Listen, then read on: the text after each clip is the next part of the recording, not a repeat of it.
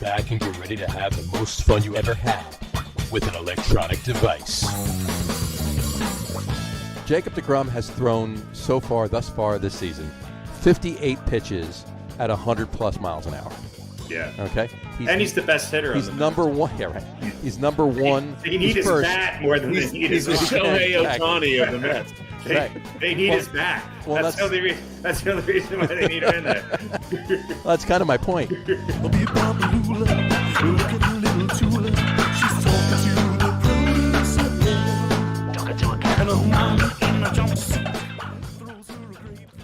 All right, everybody, welcome out to the Get On With It Sports Show. It is Wednesday, September 15th, 2021. Jersey Johnny coming at you. And with me, as always, is none other than Mr.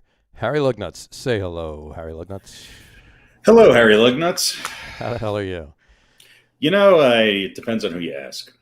This is true. I'm doing okay. Really. I'm doing okay. Mr. RadioPete will be along momentarily. He got tied up on the train, or in the train, or over the train, or under the train. Something to do with the train. Hopefully, he's not tied to the tracks. As long as he's not tied to the tracks. If he's tied to the train, maybe. But sure, that could be. He could be getting somewhere fast. If that were the case. Right. So how's Denver?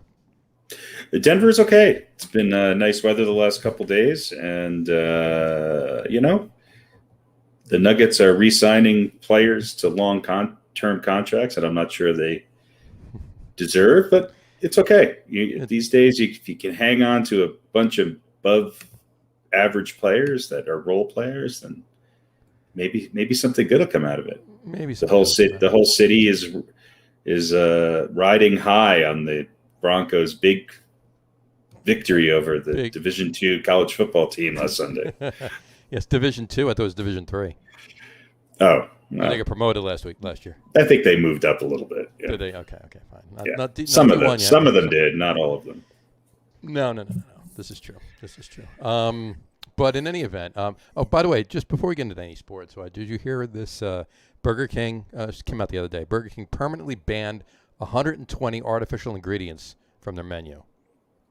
120 artificial ingredients. Now, did Burger King ban them, or the FDA? No. Burger King banned them. Burger King banned them from their menu. They're removing them and banning them from usage on their menu. 120 artificial ingredients. Let me. This is sort of a crazy question, though. Why do you need 120 artificial ingredients to begin with? How many artificial ingredients are still left? I don't. That's what I want to know. Is 120 all of them? How many artificial ingredients does it take to make a food type product? I know, exactly. That's what I'm saying. I think the bottom line is, I think it's just going to be pickles for everybody at this point. There's probably a ton of artificial ingredients in those. Yeah, it's true too. Yeah. Who even knows if it's cucumbers? Cucumber? Just the cucumbers before. That's it. I don't know. Are they cucumbers, or are they a pickle type substance? You just don't know. Substance. Right, it's true. Made from the scraps of other artificially made substances. Right. Who knows? It does not impact me at all. I think the last time I ate Burger King was probably in the 80s, maybe early 90s. Maybe early 90s. I've seen you eat plenty of McDonald's in my day. Then again, I was McDonald's, yes. So that was also, early 90s. Late 80s, early 90s, yeah. Yeah. Craziness. But, yeah, I saw that. I thought it was interesting. I had to bring it up. But so, anyway. Baseball. There's still baseball left, huh? Like 2.5 weeks. There's a ton of baseball. Everybody's bunched up trying to get wild card spots. What's a wild card spot? And there's only 16 available wild card spots, right? Oh, there's actually only 4 available. That's it's not last year. I forgot. Yeah. All right. Yeah. I mean, everybody makes it. And it's the American League East is a tough division to be in right now. All 3 of the 4 teams are tied for the lead in the wild card. Right. Well, what's funny is the American League. The American League is working it, but the National League wild card, with the exception of the top wild card spot, because clearly the top wild card spot's either the Giants or the Dodgers, right? Whichever one doesn't win the division, the other ones get the top wild card spot. I think at this point nobody can actually catch them either way. At this point, they're both. It's amazing that they're both right there in the same division. Yeah, but But everybody else, it's like who doesn't want it, or who wants it the least because they keep losing at the Mets, as horrible as they've been, and I know they beat the Yankees a couple of games over the weekend, but they still suck.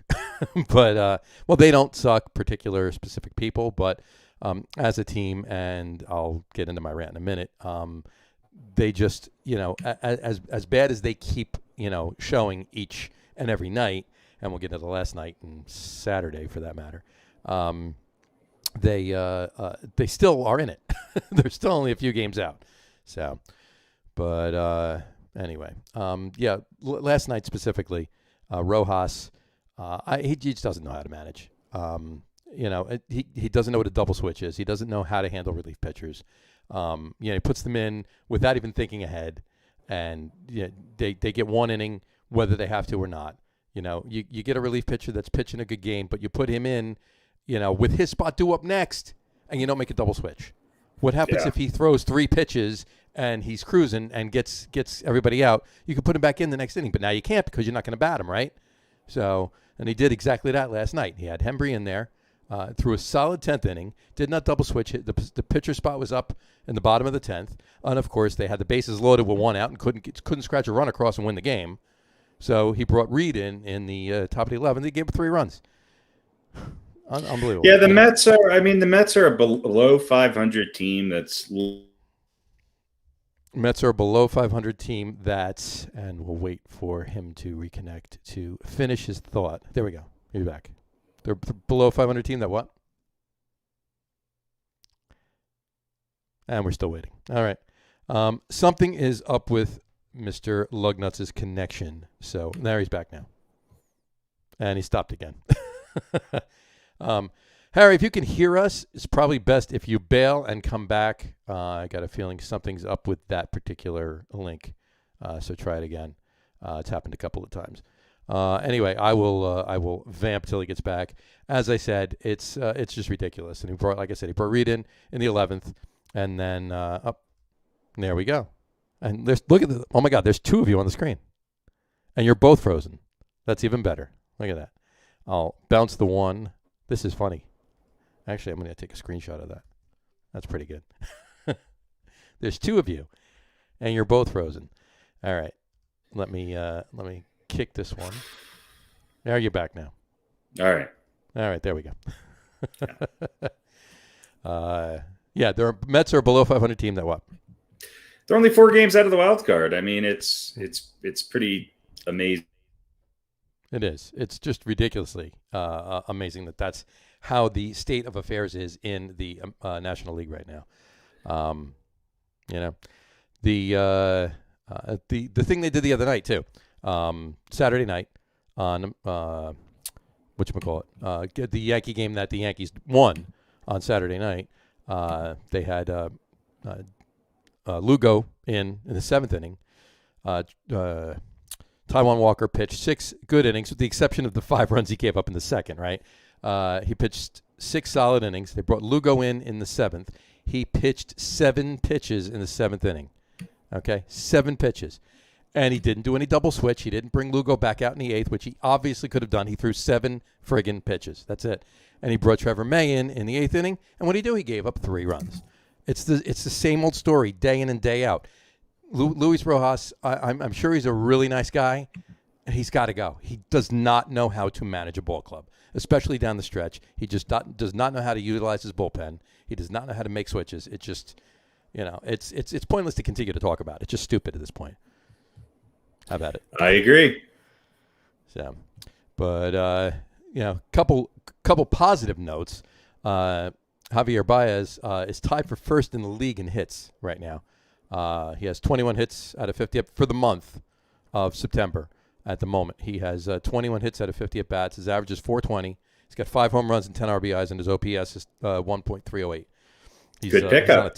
He's on a tear. He really is. I think that was a pretty good pickup. Absolutely. He keeps this up, and he's actually getting a little bit more plate discipline too. So if he keeps this up, he's actually, they got to re-sign him. It'd be stupid if they don't.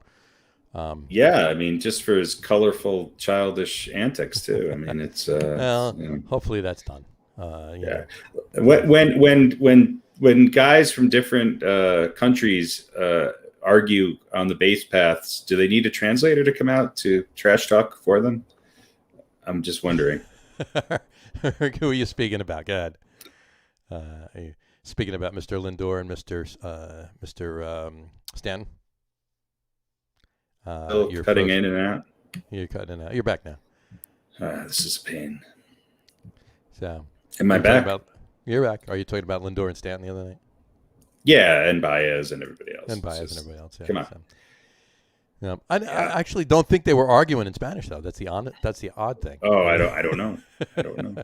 Well, it looked like you could actually read the lips of what they were talking about. I did see the word whistle and stuff like that. But anyway, who knows? That's a little ticky tack, right? Who the hell knows what they're doing? I mean, everybody shut your trap. No one in that argument has any sort of has performed well enough to be yapping on the base paths. Yeah, I mean, at the position that the Yankees are in right now, and how they've been playing baseball over the last 3 weeks or so since the 13-game win streak.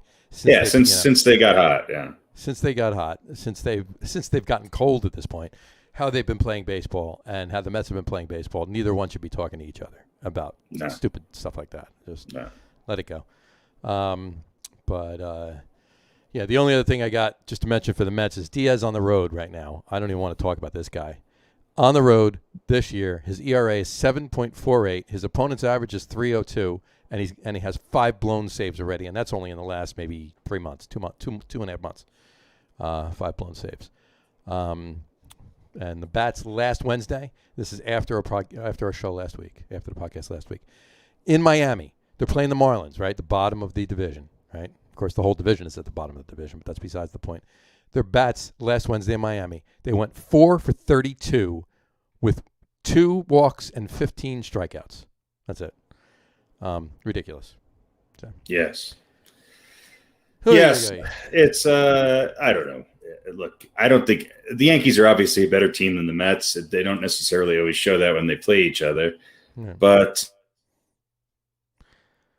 But I think what he was going to say is that he loves the Mets and does not want to be a Yankee fan anymore. Oh, now he's back.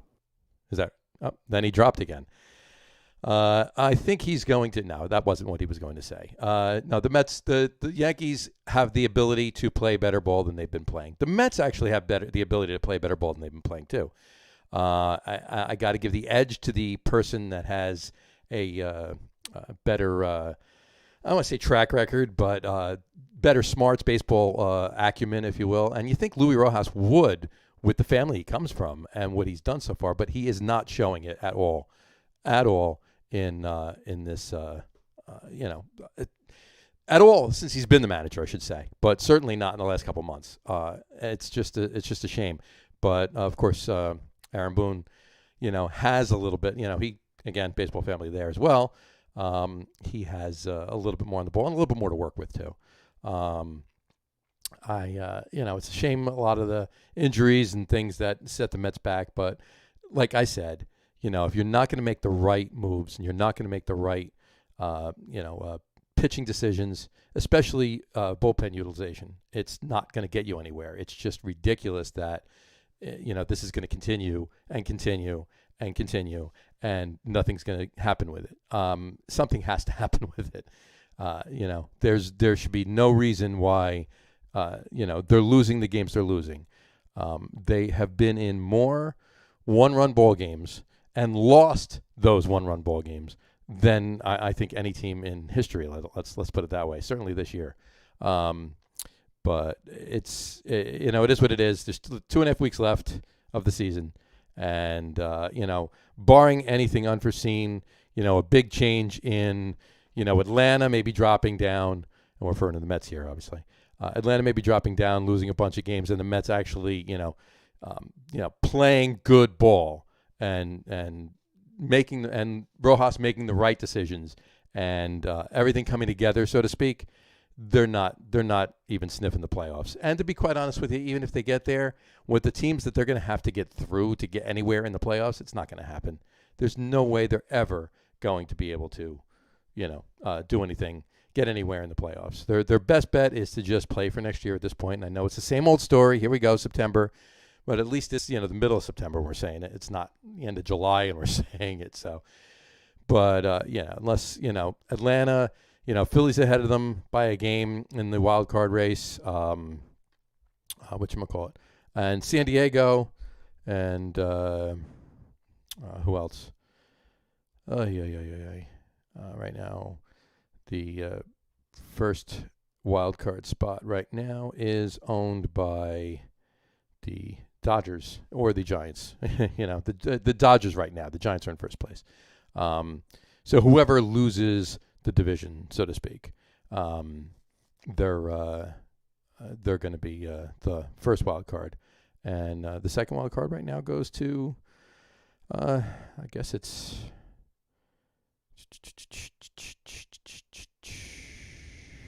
Cardinals. Cardinals by half a game. Looks to be right here.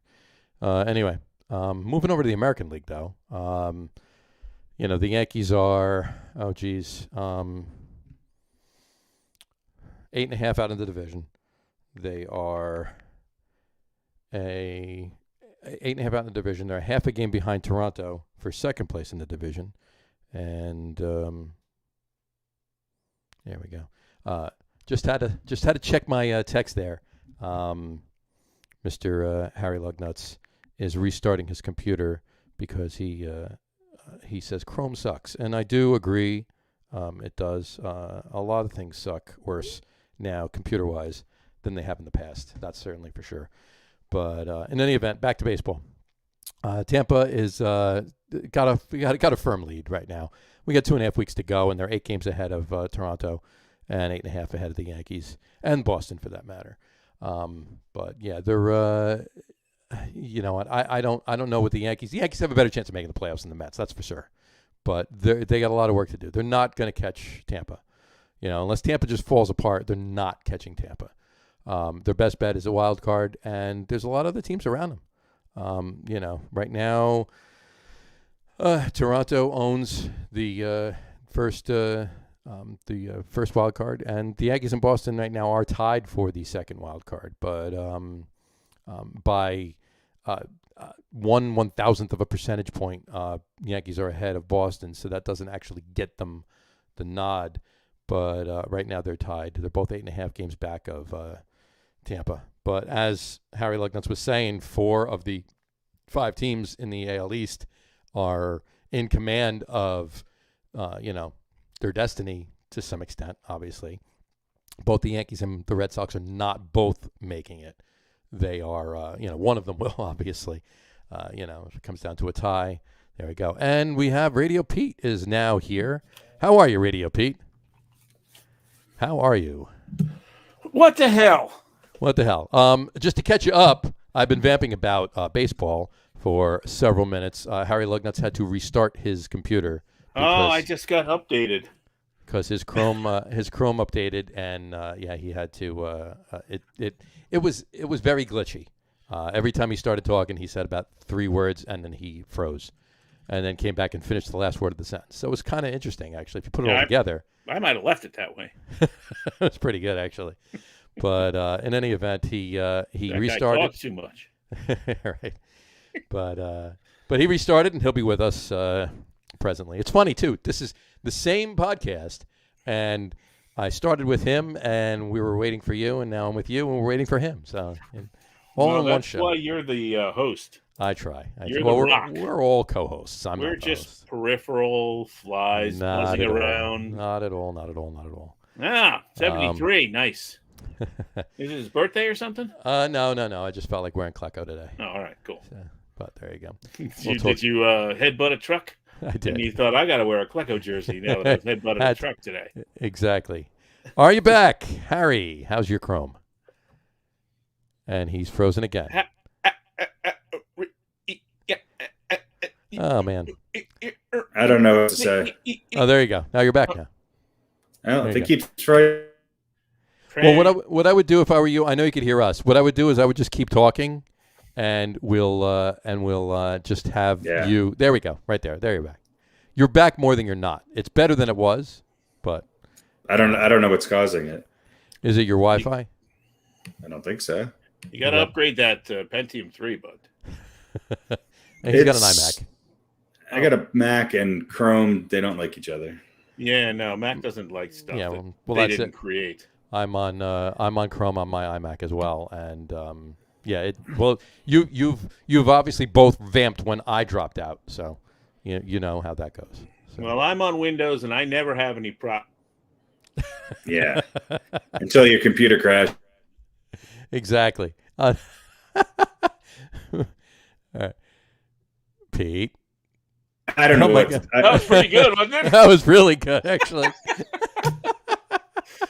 What's funny is there's like no background noise for you, so I actually thought you did freeze when. If I didn't have to breathe, I would have held it longer. There you go. That's pretty funny. But unfortunately, that got in the way.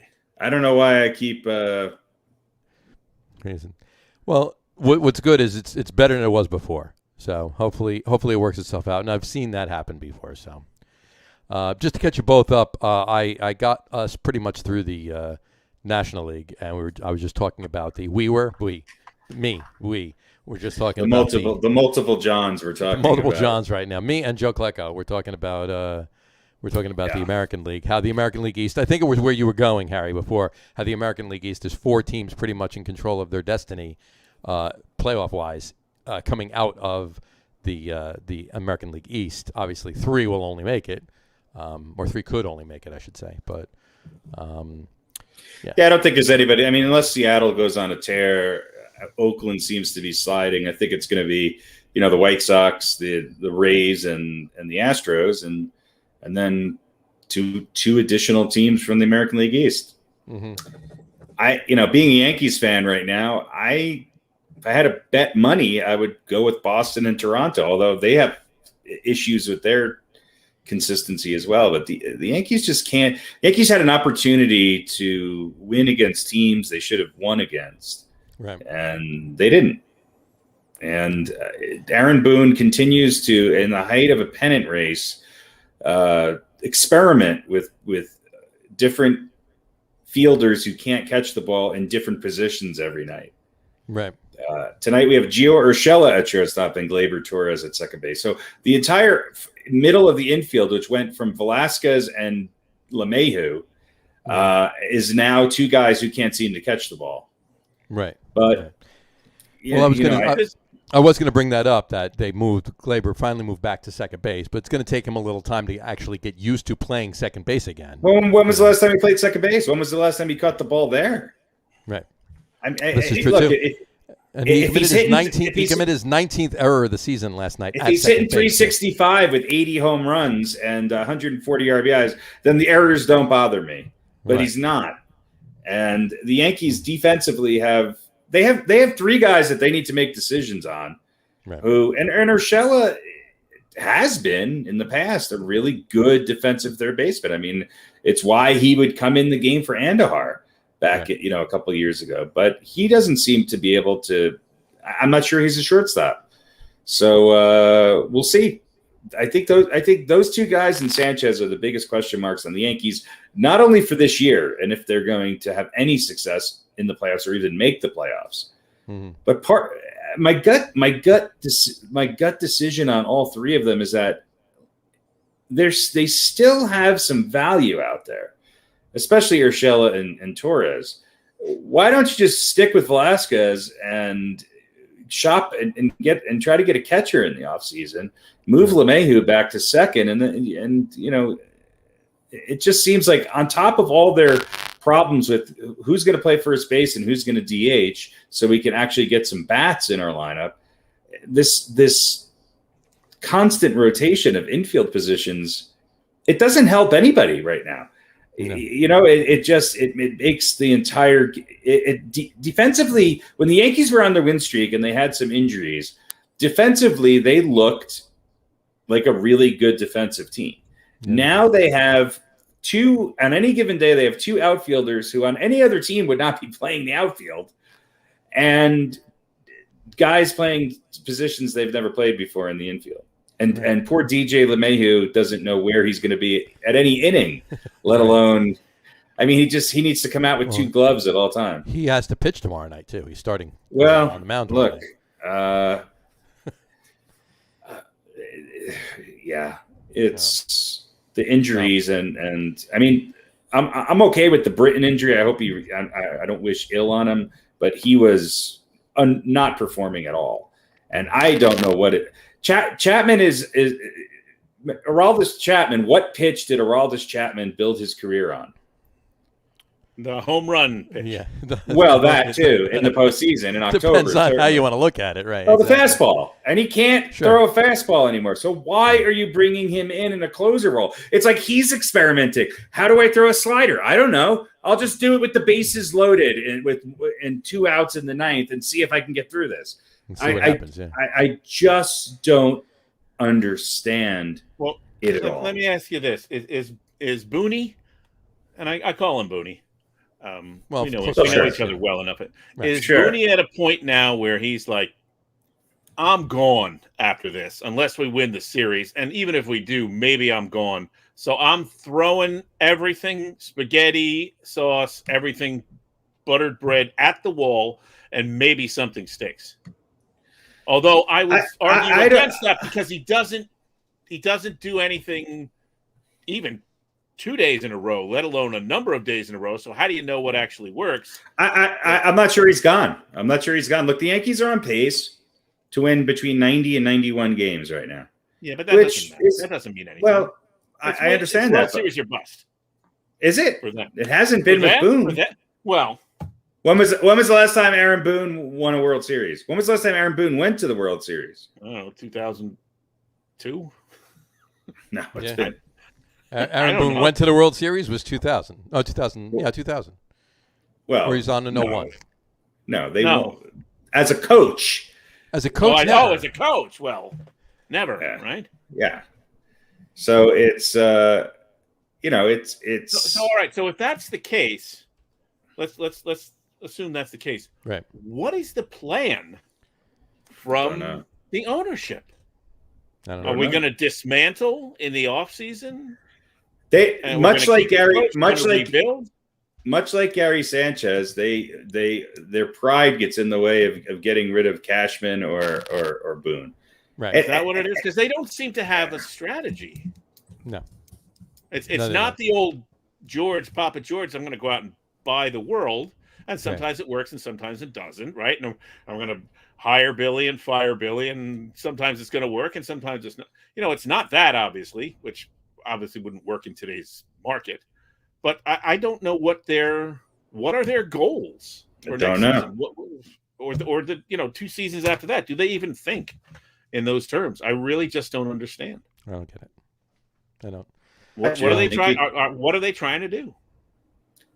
I think I think they're delusional enough to think that they can win a World Series. They have in front of them right now, yeah. Are they thinking, it's the Yankees and we always pull through and we just need to get there. That's all they need to. That's all they're thinking. We just need to get there. Once we get there, we'll get our shit together, and that's not gonna. Hey, it could happen, but it's normally true, right? I mean, it's normally true. It's normally how many? Right. What have they done in the last couple of World Series they've been in? Well, World Series they were in, they won. They won. And that was 12 years ago, though. I mean, it's been more difficult for them to get there. Right. Right. This is Boone's fourth season, right? So fourth. Yeah. In 2018, they went to the division series, right? Mm-hmm. And they lost. Yeah. In 2018, they went to the division series. Yeah. They lost to the Red Sox. They lost to the Red Sox, and the Red Sox beat the. But they went in as a wild card, right? Yeah, the Red Sox won the division. Yeah. Yeah. So 2019. 2019. Wasn't that the Astros? He also won another 100 games, and they lost to the Astros in the American League Championship Series. The Astros were cheating, but that was the Altuve home run. Yeah, that was the Altuve. The Astros were cheating apparently in 2017, not 2019. That whole cheating scandal was from 2017. Oh, 2019 was when everybody else. 2019 was they lost to the Astros with the Altuve home run off of who threw them that pitch? Yeah.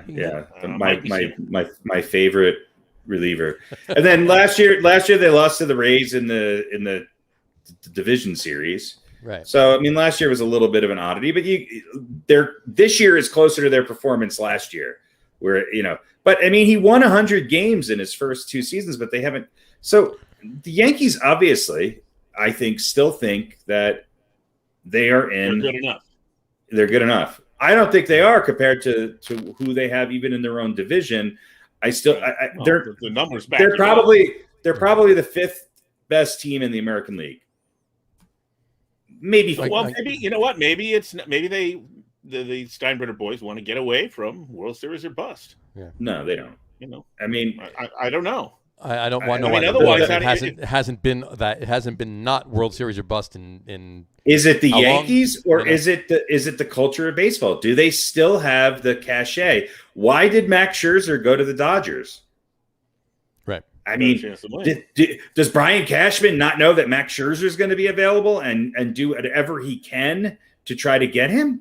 Of course he does. I don't think it's the Yankees' lack of wanting. I think that there's a lot of people that don't necessarily want to go there. It'll be interesting at the end of this year whether or not I think Gallo has 1 more year on his contract, but Rizzo is a decision that they have to make, and it'll be interesting to see what the Yankees do, because they usually err on the side of holding on to guys and overpaying them.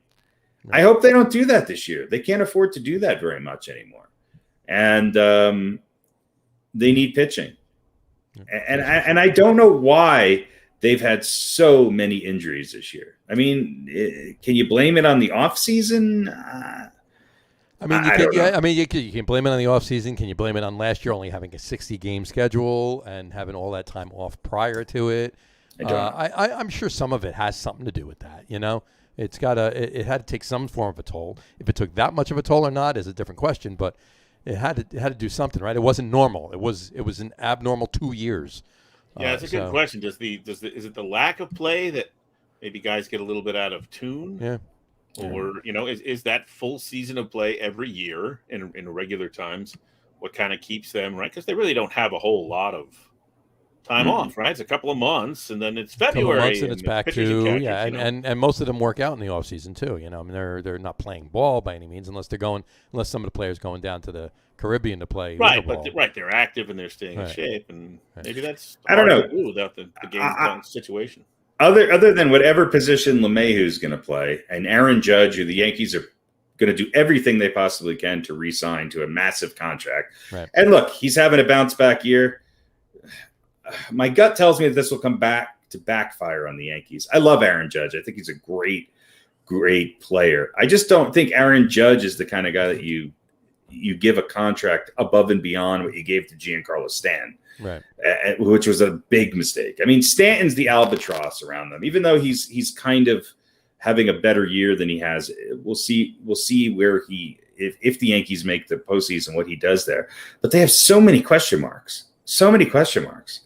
And they didn't give Stanton that contract. I mean, they took it on, right? But for what whoever Jeter obviously has compromising pictures of somebody to make that. I think Jeter's just a smart enough guy to realize that it was a big. He had one good year, and he's 1 year away from not being able to play the outfield anymore, and he strikes at. I mean, the Yankees have a lot of guys who are big swings, tons of walks, tons of strikeouts. Yeah. Yep. And you can't build a team around that. And stats aside, when they had a little bit more diversity in their lineup and a little bit of speed, they were winning games. And the thing about Judge, though, is to me, he's a guy I just feel like you're going to maybe get one more year, and we've already seen some injuries for him. I don't know how much of the season he can stay healthy. Now, if you're happy with Aaron Judge and maybe he's playing well for 120 games a season, but I don't know. That's probably not worth the big money that he's going to command. I don't know. It just seems like he's showing signs of being a guy who's going to kind of maybe break down prematurely. Well, they've got a lot of those guys. I mean, I don't know where they stand. Look, even on this winning streak, I was like, okay, they're playing really good ball, but in the back of my mind, I'm like, when guys get back in the lineup and get healthy, is this going to hurt them? You know, it's like, okay, they won a couple games with Rizzo, then he was out because of COVID. Luke Voigt came back that next day and started to play really well. They had Velasquez at second. They were at shortstop. They were, you know, they brought up a couple new pitchers who were pitching well, like Luis Hill or whatever the hell you say his name. It just seems like they were able to play a different brand of baseball than what the Yankees play right now. And I don't think this brand of they don't have the pitching to support an offense that's going to score 9 runs one game and then struggle to get a hit against the 5th best starter on the Orioles the next game. They or Toronto or whoever. I mean, if they can't in September beat Toronto and beat the Mets, at least win the series, then I just don't have much faith in them going into a playoff series with anybody. Yeah. And especially, and you know what, I'm not gonna belabor this because I did before, but couldn't beat a Mets team that can't get out of its own way, right? You know, and that's the problem. It's the Mets won those 2 out of 3 games last weekend to the Yankees over the Yankees, despite some of the moves that. Well, I was going to say the Mets beat them once, the Yankees gave them a win once, and then won one. Yeah. And then, the one they won, too, was a little bit of them winning and Rojas making a couple of bonehead pitching moves, as he normally has been, these last, all year, but certainly these last couple months. But, it is what it is. But we will see. I did want to say one thing, though. Last night's game for the Yankees, Mike King pitched 3 really good 3 good innings of relief last night. And it made me think, though, it's like, wow, a relief pitcher can pitch more than 1 inning. Yes, they can.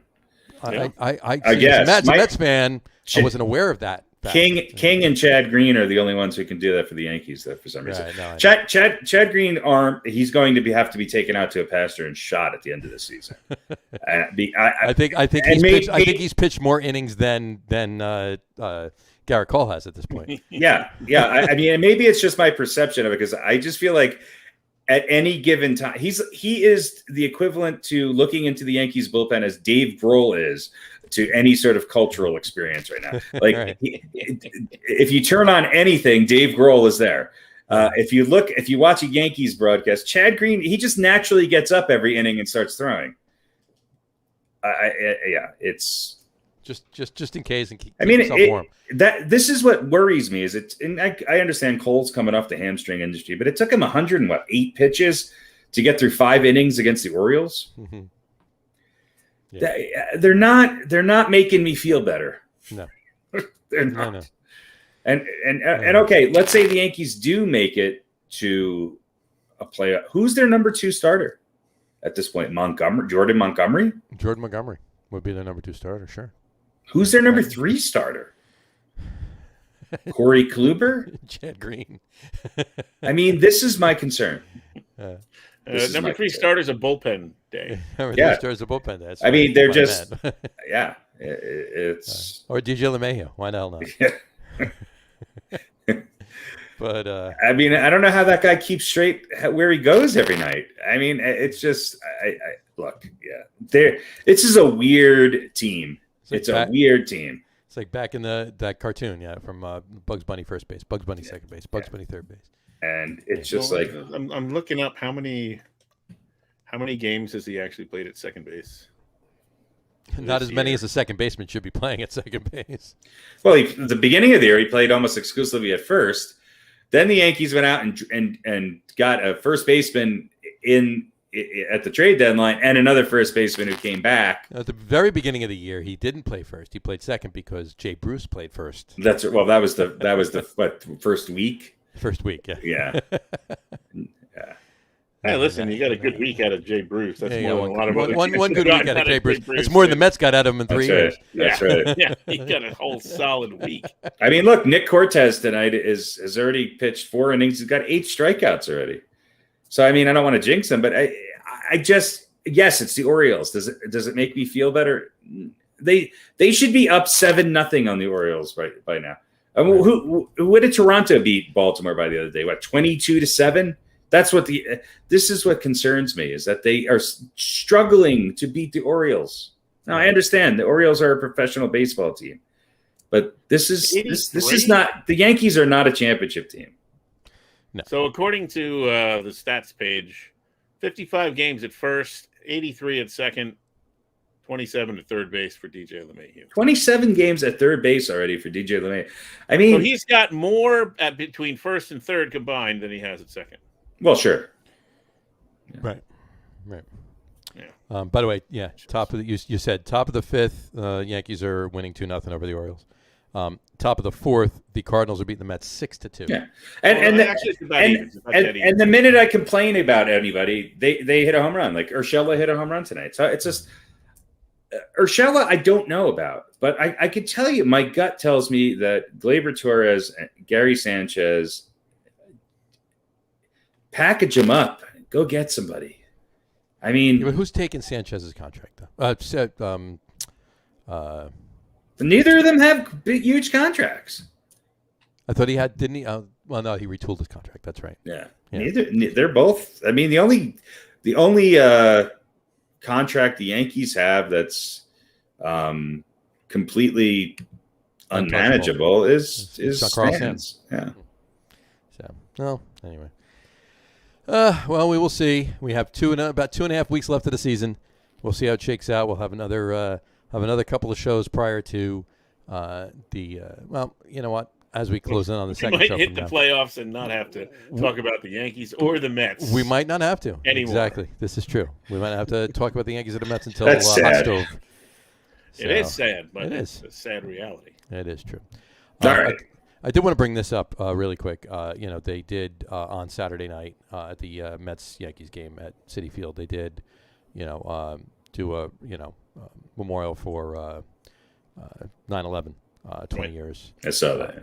And it was, obviously the game. They interviewed a lot of people, and mostly ones that were involved in the game. Obviously,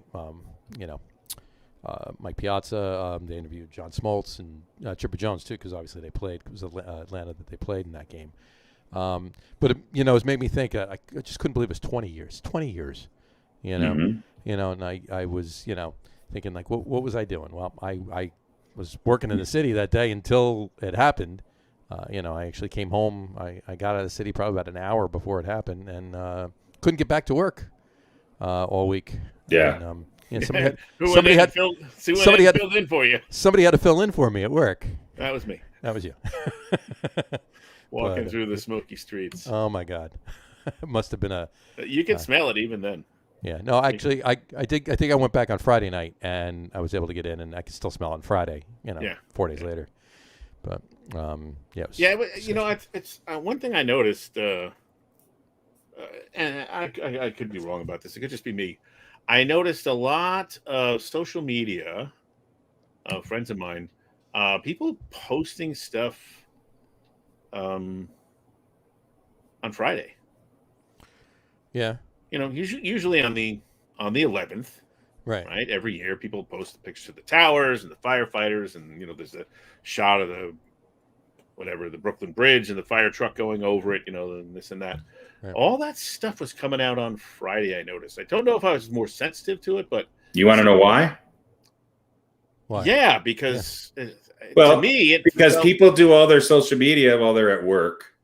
And they're not working on Saturday, right? Because wasn't the September 11th the Saturday? It was Saturday. Yeah, that's what I mean. But it was unusual to me. But it's not the first time it's been on a weekend. It's 20 years, of course. And if they're actually trying to use social media to, then everybody tells you can't post on a Saturday. You have to post at 10:30 to 11:30 on a Friday. Well, but these are regular people. They're not influencers or anything. Yeah. I think they realized, I'm not going to take time out of my waffles on Saturday to do this. I'll do this on my boss's dime. It was strange. It was probably noticeable. I kind of felt like they wanted to get ahead of everybody. Well, maybe not that, but like we couldn't. This is going to sound weird, but it's like they couldn't wait to get to that phase. Yeah. of the anniversary, the kind of the posting pictures and grieving phase. Right. Yeah. Like we're gonna start the day before, Get an extra and maybe day it of was these. because it was 20 years, or I don't know. It was weird because I don't. I did see I mean, a lot on Friday. I did. Yeah, I right? saw a It lot was- on Saturday too, but I did see more Right. than I thought I should have on Right, Friday. because everybody does Right. on the anniversary, which Sure. was on the day, which was Saturday. Right. It's like, okay, it's the 16th of March, and here's my St. Patrick's Day stuff. Right. Right. Well, Well, it's I mean, if you go to a it's just- store, you can get your St. Patrick's Day stuff in January. No, but so. I mean, I'm posting, Happy St. Patrick's Day, on the 15th. yeah, like the day before. That's not a great analogy because one's a celebratory situation, the other's Sure. not. I get But what you my mean, point though. is, it was before the anniversary, and I didn't really understand why. Social Maybe it was media because it was- social media is just trying to catch up to the retail stores about how Maybe, yeah. early they can start posting. Seasonal creep on social media now. Yeah, I do there have could one- be, there could be 200 employees at Facebook, and they're in a Yeah. room, and Right. and Zuckerberg's going, let's post some Twin Towers pictures today and get the ball Zuckerberg doesn't rolling care. on this. It does- Zuckerberg doesn't care about any of that. He's just like, make sure that we're. Well, but there's somebody there who does. So Whoever that would be. I don't think they're dictating. I think they're more. I don't know. It's a hypothetical, but to me, it was weird. It was just weird. It was strange. I mean, that's a day we think about almost daily, right? Even 20 years later, there's usually some sort of reminder of it. Sure. Yeah. But I don't want to get into it any sooner than I have to. It's still a hard day. No, of course. But I just found it strange that people were like, You were going to say, Harry?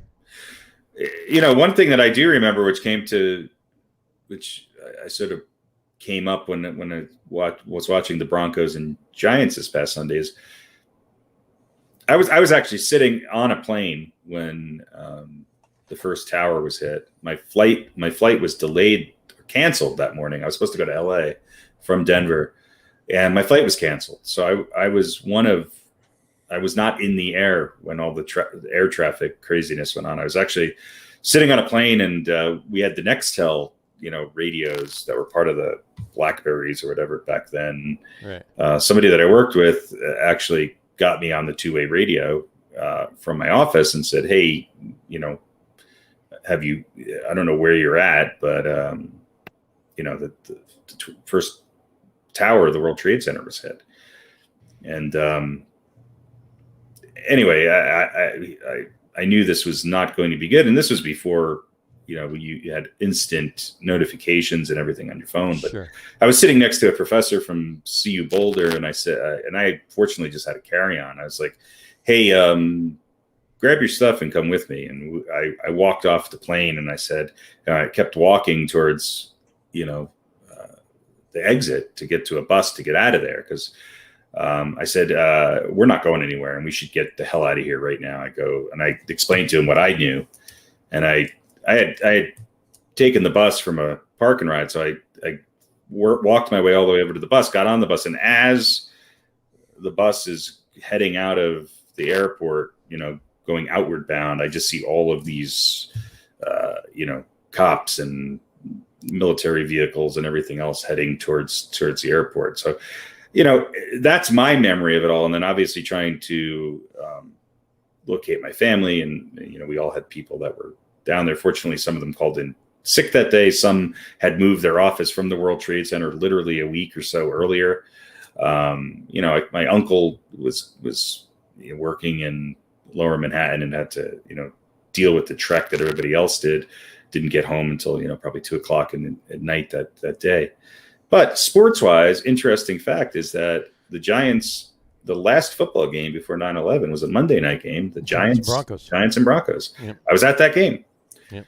And the Giants looked just as bad that game as they did this game. They sucked it up pretty bad. But I believe that was the game that Ed McCaffrey broke his leg. It was September 10th. I believe you're right. Right, because I worked at the station all night, overnight, which is what you were referring to before, Pete. But I did manage to bring my portable TV with me and watch the game.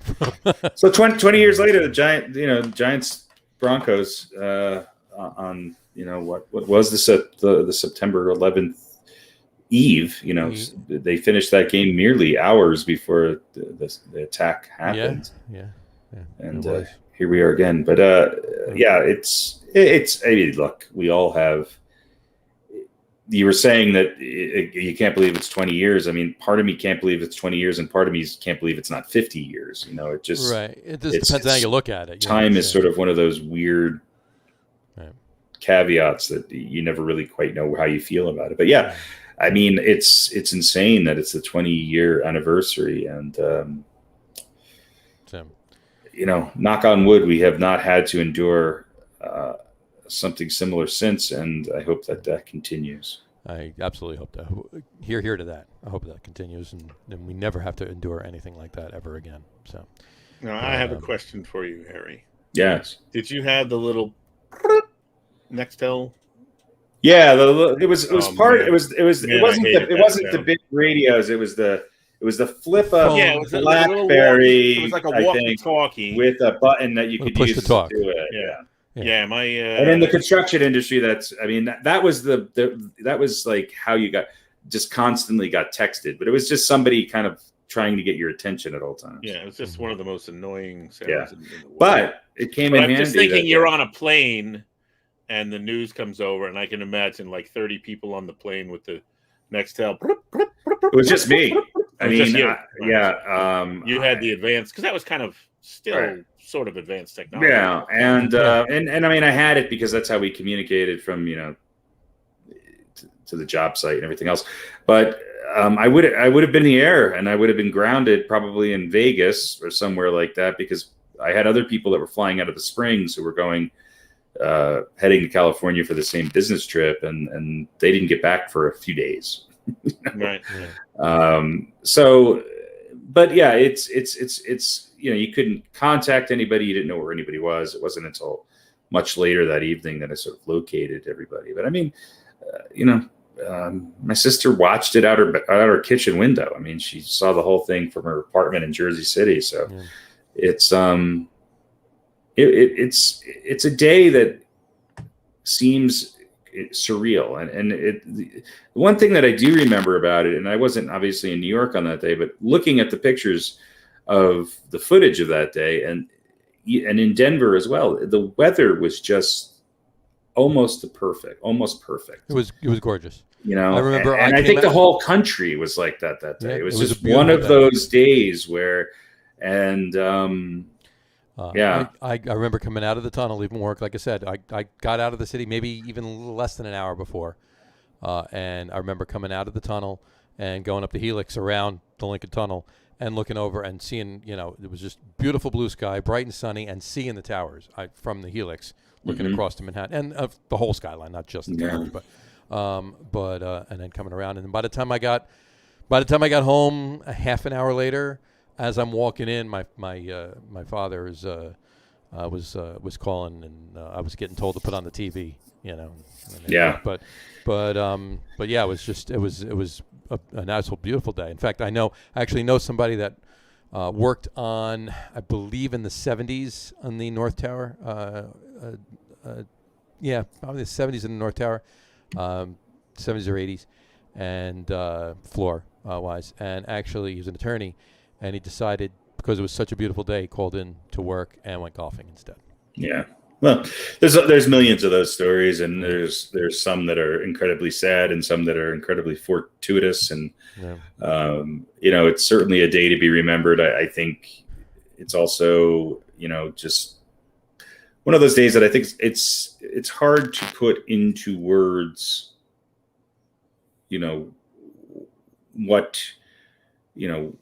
What that day felt like. It's also, we were fortunate enough to have a day in our history, at least in our lifetime, that we remember for that. Whereas I think people who live in other parts of the world live in those scenarios, not apples to apples, but they don't have towers, but they certainly live with tragedy and violence and that days, sort of insanity every day. On an ongoing basis. Numerous days where they could walk out their front door, and end up dead.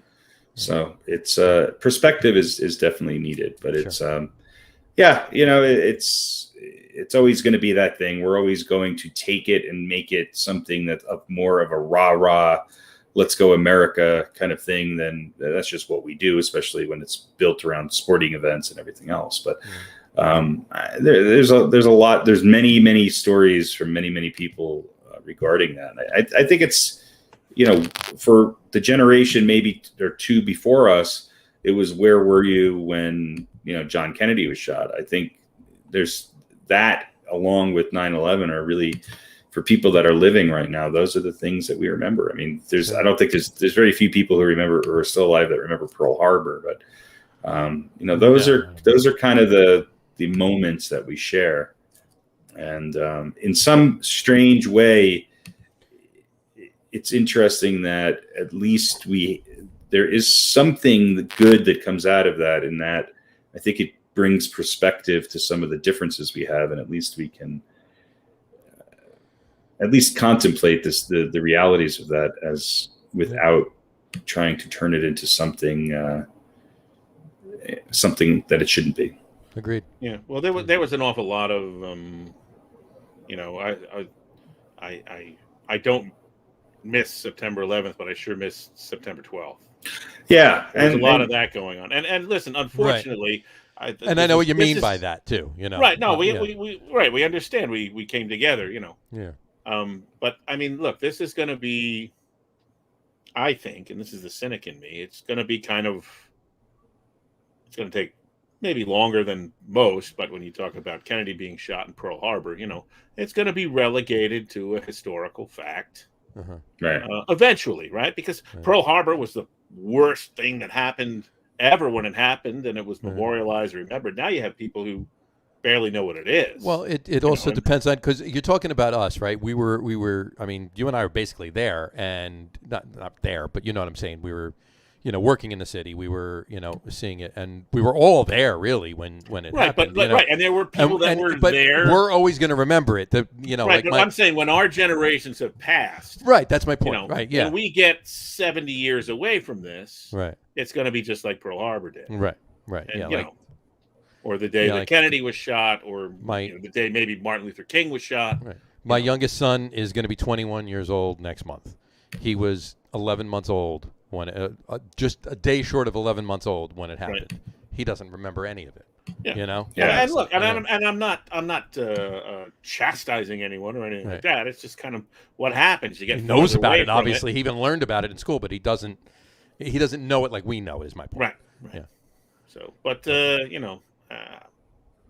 this one might stick around a little bit longer. I think and not to get political, because that's not what this podcast is about, but if you really sit back and look at the actual cost and the amount of lives that have been lost since 9/11 based on our actions as a reaction to 9/11, whether it's Afghanistan or otherwise, it pales in comparison from a cost of lives and just a general cost on our aftermath is much more costly. Sure. And we're still obviously seeing that. I mean, it's almost. I mean, here we are 20 years down, and a week before the 20th anniversary, we're seeing people jumping on a plane and to try to flee a country that we supposedly saved from themselves 20 years ago. Right. Yeah, we fixed it. Fixed it. Right. Yeah, mission accomplished. So. Anyway, on that note, let's go back to. Let's go back to some sports. No, I don't feel like it. Right. Yeah, football. Aaron Rodgers. Yeah. All right. Well, yeah. We'll start with let's first of all let's change the background. So we got to do that, right? All right. Look at that 20. Look at that, right on the 20's point at Harry. 20. So that's how much money I have in my bank account. 20. Does that mean that 20, Harry, you're 20, or does that mean that 20 is greater than you? Because it's got that. No, I have 20. Looks like Harry is less than 20. I have $20 in my bank account. Less than 20. Yeah, probably now. Yeah, right, exactly. Yeah. So anyway, all right. On that note, let's do let's kick off football with the quiz. Let's kick off football with the quiz. Alrighty. We're gonna do coaches. Ooh. All right, coaches.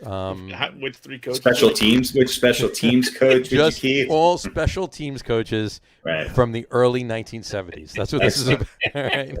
I base it solely on their mustache and sideburn ratio. Of course. Well, the signbirds, you got the mutton chops, you know. So Right. that's what you need. I pick Horatio Uhlenbrock. Done. All right. Let's move on. All right. Now we got coaches. Here we go. We'll start with Pete as we normally do. I'm going to give you 5. 1, 2, 3, 4, 5. I'm going to give you 5. 2 got to go. You keep 3. 2 got to go. All right. Okay. Who are you keeping? Here we go. I love the explanation. It always sounds like it's more complicated than it is. You know. Right. I give you 5. 2 got to go. 3 stay. 3 stay. 2 go. 3 stay. 2 go. Here we go. Weeb Eubank. Okay. Walt Michaels. Joe Walton. Bill Parcells. Rex Ryan. Oh, I know one that has to go immediately. And just think about what they did, though. I mean, it's your choice, right? But there you go. So Weeb Eubank, Walt Michaels, Joe Walton, Bill Parcells, Rex Ryan. All right. Well, I'll hang on to Weeb. Okay. And obviously I'll hang on to Bill. Of course. And I'll hang on to Rex. Okay. Because those were, look, I see what you're shaking your head, and I agree with you. However, how did he function as an NFL coach? I listened to him as a commentator, and I just he's terrible. I was watching whatever show it was, Get Up or something. Yeah, he's horrible. The whole crew, a bunch of self-important blowhards who talk even longer than I do to make a simple point. Anyway, here's what I'll say about Rex. Okay, we didn't win the Super Bowl. Got close. We got close. Those were 2 good years, whether it was his team, whether he ruined it, whatever. Right. Butt fumble guy, whatever. That was the Sanchez. Was Sanchez the quarterback both years? Yes. Yes. Yeah. Yes. Mm-hmm. Those were 2 good years, certainly better than a hell of a lot of other years to be a Jet fan. Sure. And whether it was because of Rex or despite Rex, and I think it was a little of each, I'll take Rex. Rex Ryan is the only Jets head coach that has more than 2 postseason wins. Only, including Weeb. He's the only Jets head coach that has more than was he a head coach with somebody else other than the Jets? The Bills. The Bills, that's right. Afterwards, yeah. Yeah, after. But because he had an under 500 record with the Bills. So I guess he had an over 500, barely over 500 record with the. Well, I guess he had an over 500. With the Jets, he was 46-50. He was 4 games under 500. So he's been under 500 with all of it. But he had 2 good years and 2 bad years. 09 and 2000. The first 2 years were what, he's coached 5 years or 4 years? 6. 6? 6 years. Wow. 09 through 2014.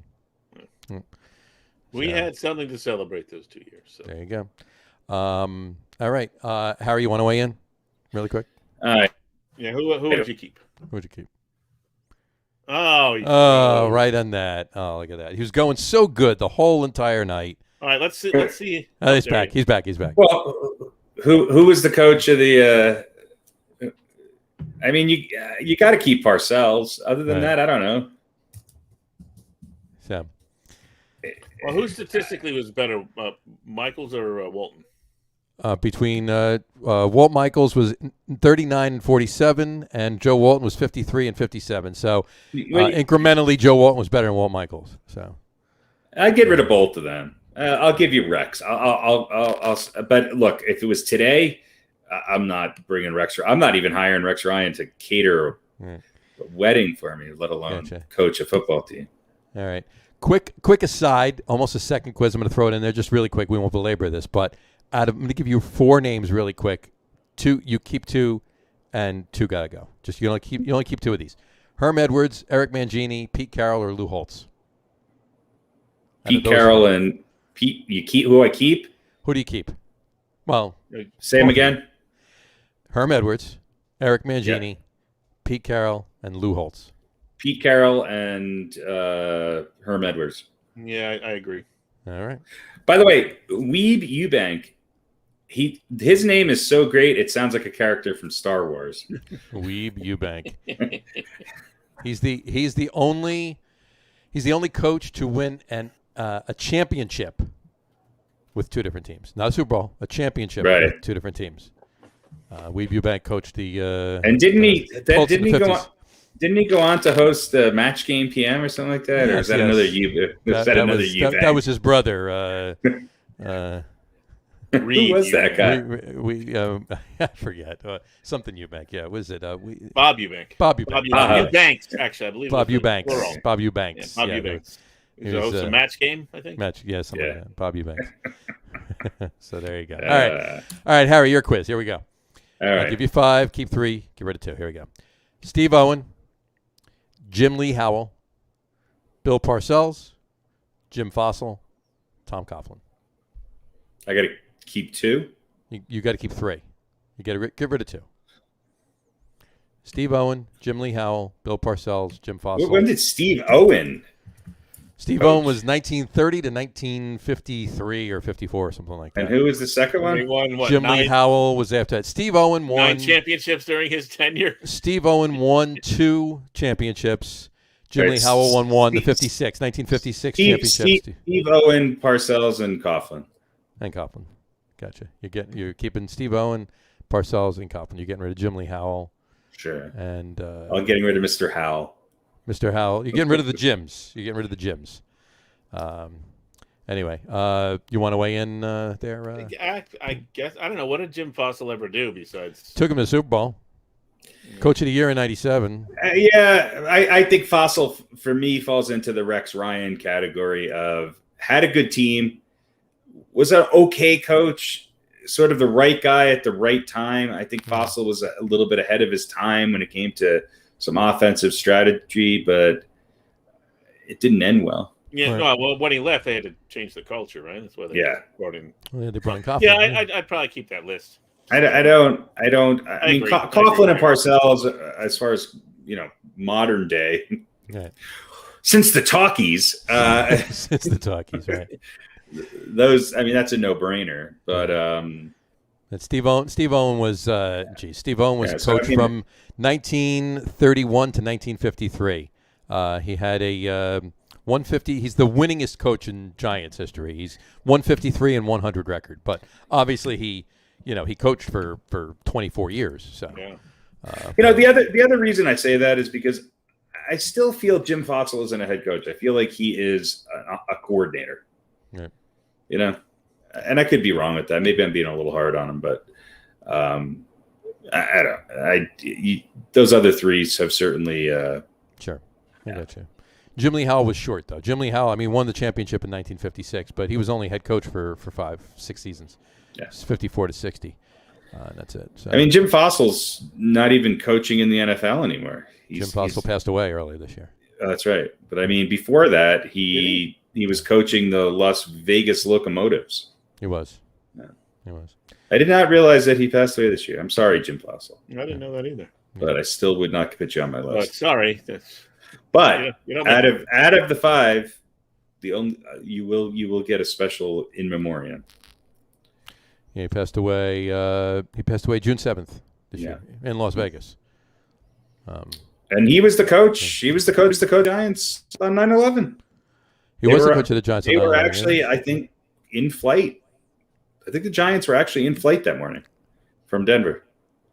They probably were. You're probably right. That was Jim Fossil. So, and then a quick aside for you. I'll give you another 4 other names. Earl Pottinger, who actually won the Giants' first NFL championship. You sure it's back not in Pottinger? 1920. Huh? You sure it's not pronounced Pottinger? Pottinger, maybe it's Pottinger. Sure, Pottinger. Francois We'll go Pottinger. Protege. Pottinger, not protege.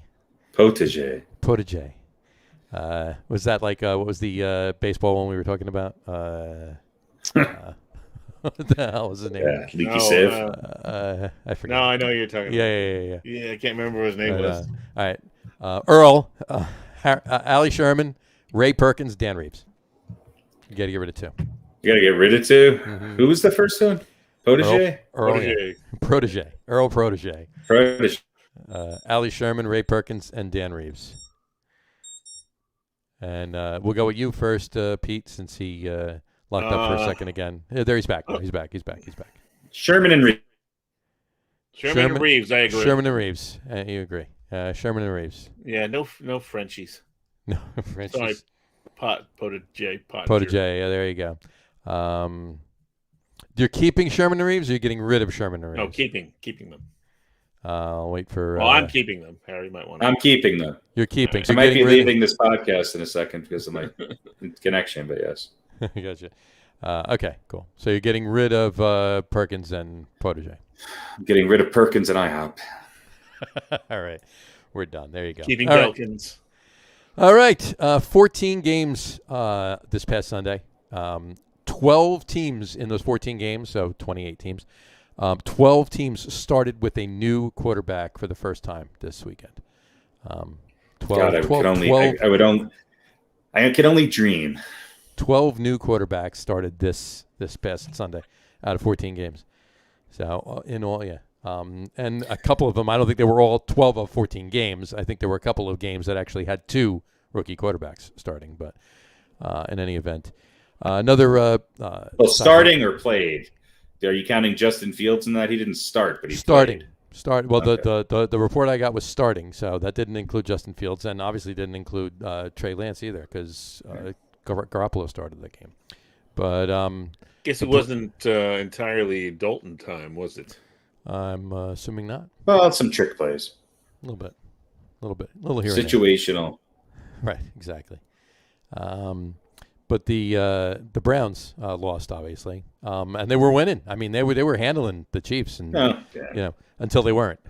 You saw that coming. You saw it coming. No, it's the Chiefs' MO, right? That's what they do, right? Mm-hmm. Well, but it's usually what they do in the playoffs, though, not in the. The Browns also made a number of boneheaded plays. Sure, absolutely. If they had maintained some semblance of their quality of the play from the first half of that game in the second half, then they probably would have won. Yeah, and I mean, you could even pin it down to. I mean, obviously, it was a lot of different things, but you could even pin it down to that one muffed punt. But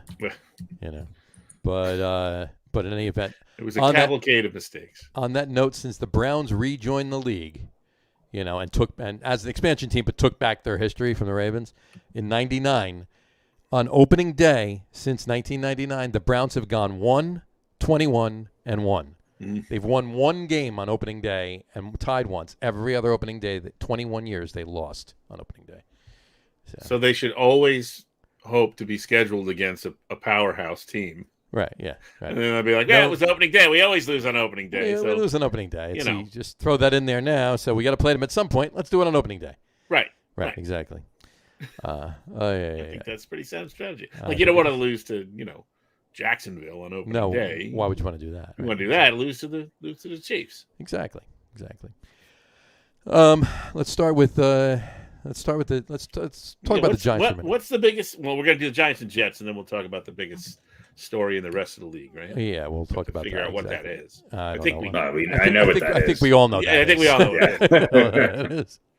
But really quick, the Giants. Pittsburgh beating Buffalo. Yeah, exactly. Yeah, absolutely. I don't know. The Giants just. All right, did the Giants? Let me ask you guys this, because you're Giant fans. Mm-hmm. Did the Giants? Were they what you expected? Were they in character? Yeah, they're the same team from last year. You know what? I'll answer it like this. John's always more of an optimist. They're exactly what I was expecting, but I was hoping for better. Well, let me put it this way. John is the optimist until the minute the game starts and he gets Facebook in front of him. Well, yeah. And he just starts the Giants can score a touchdown and there's something wrong with it. So when the game starts, I'm actually a little bit more level-headed. I'm like, okay, look at that. Look, the Giants have some good players. The problem with the Giants is they don't have a good team. Yeah. And what's their biggest problem? Well, it's the same problem it's been for the last 5 years. Their offensive line is horrible, and Daniel Jones can't hold on to the ball. I think I said it best in that one post that I put up on Facebook. A 30-year-old condom with holes in it offers more protection than the Giants' offensive line. So was that the one that had the poop emoji? They all. Or was that every other one? You need to change your emoji game. You need I was holding this all day. You need a see-through condom emoji. The see-through Yes. condom. There you go. So To they represent the Giants' offensive line. see through doesn't necessarily mean it doesn't work. I hope Right. not. Let's say a holy but not Yes, blessed condom. that's That's what right. you need. Yes. A holy Yeah, condom. you need to. A holy condom. You need to change out A your ripped and torn your condom. condoms There you go. frequently. Here's when I saw Von Miller. Look, the Bradley Chubb didn't even play in this game. No. So you have one guy you got to block, and I saw Von Miller lining up over Nate Solder, and I was just like, oh, this is going to be horrible. And it was worse than I even imagined it was going to be. Am I wrong? Is that Solder was out of there in the second half, and then he was whoever replaced him was even worse? There was actually, and I got to find it, and if I find it, I'll bring it up next week. I saw this. There was actually a picture of Nate Solder blocking his own other offensive lineman. Well, sure, because he's closer. He didn't have to move as far. And easier. I mean, to block. Yeah, I agree. He definitely does. Absolutely. 100% right on that one. I don't know. That's maybe a little bit over the top. There you go. You're back. Look. It's the offensive line. This, if for nothing else, the Giants' offensive line is absolutely the reason why Dave Gettleman has to go this year, because he has had 4 years to fix this offensive line with his hog mollies and whatever else he wants to call them, and build a wall, because that's where football is won in the trenches, right? Okay, fix the trench that needs the work and needs to be fixed. And they haven't done it in 4 years. He has not done it. It's been the same thing year after year after year, and nothing gets fixed. So, all right, I'll say this just to play devil's advocate here. Okay, Go ahead.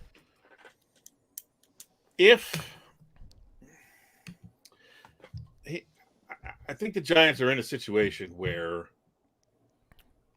offensively, Right. Their offense was pretty offensive on. They have a lot of talent, but they have a lot of talent, right? Sure. It feels what we've talked about, the great moves they made offensively. Right.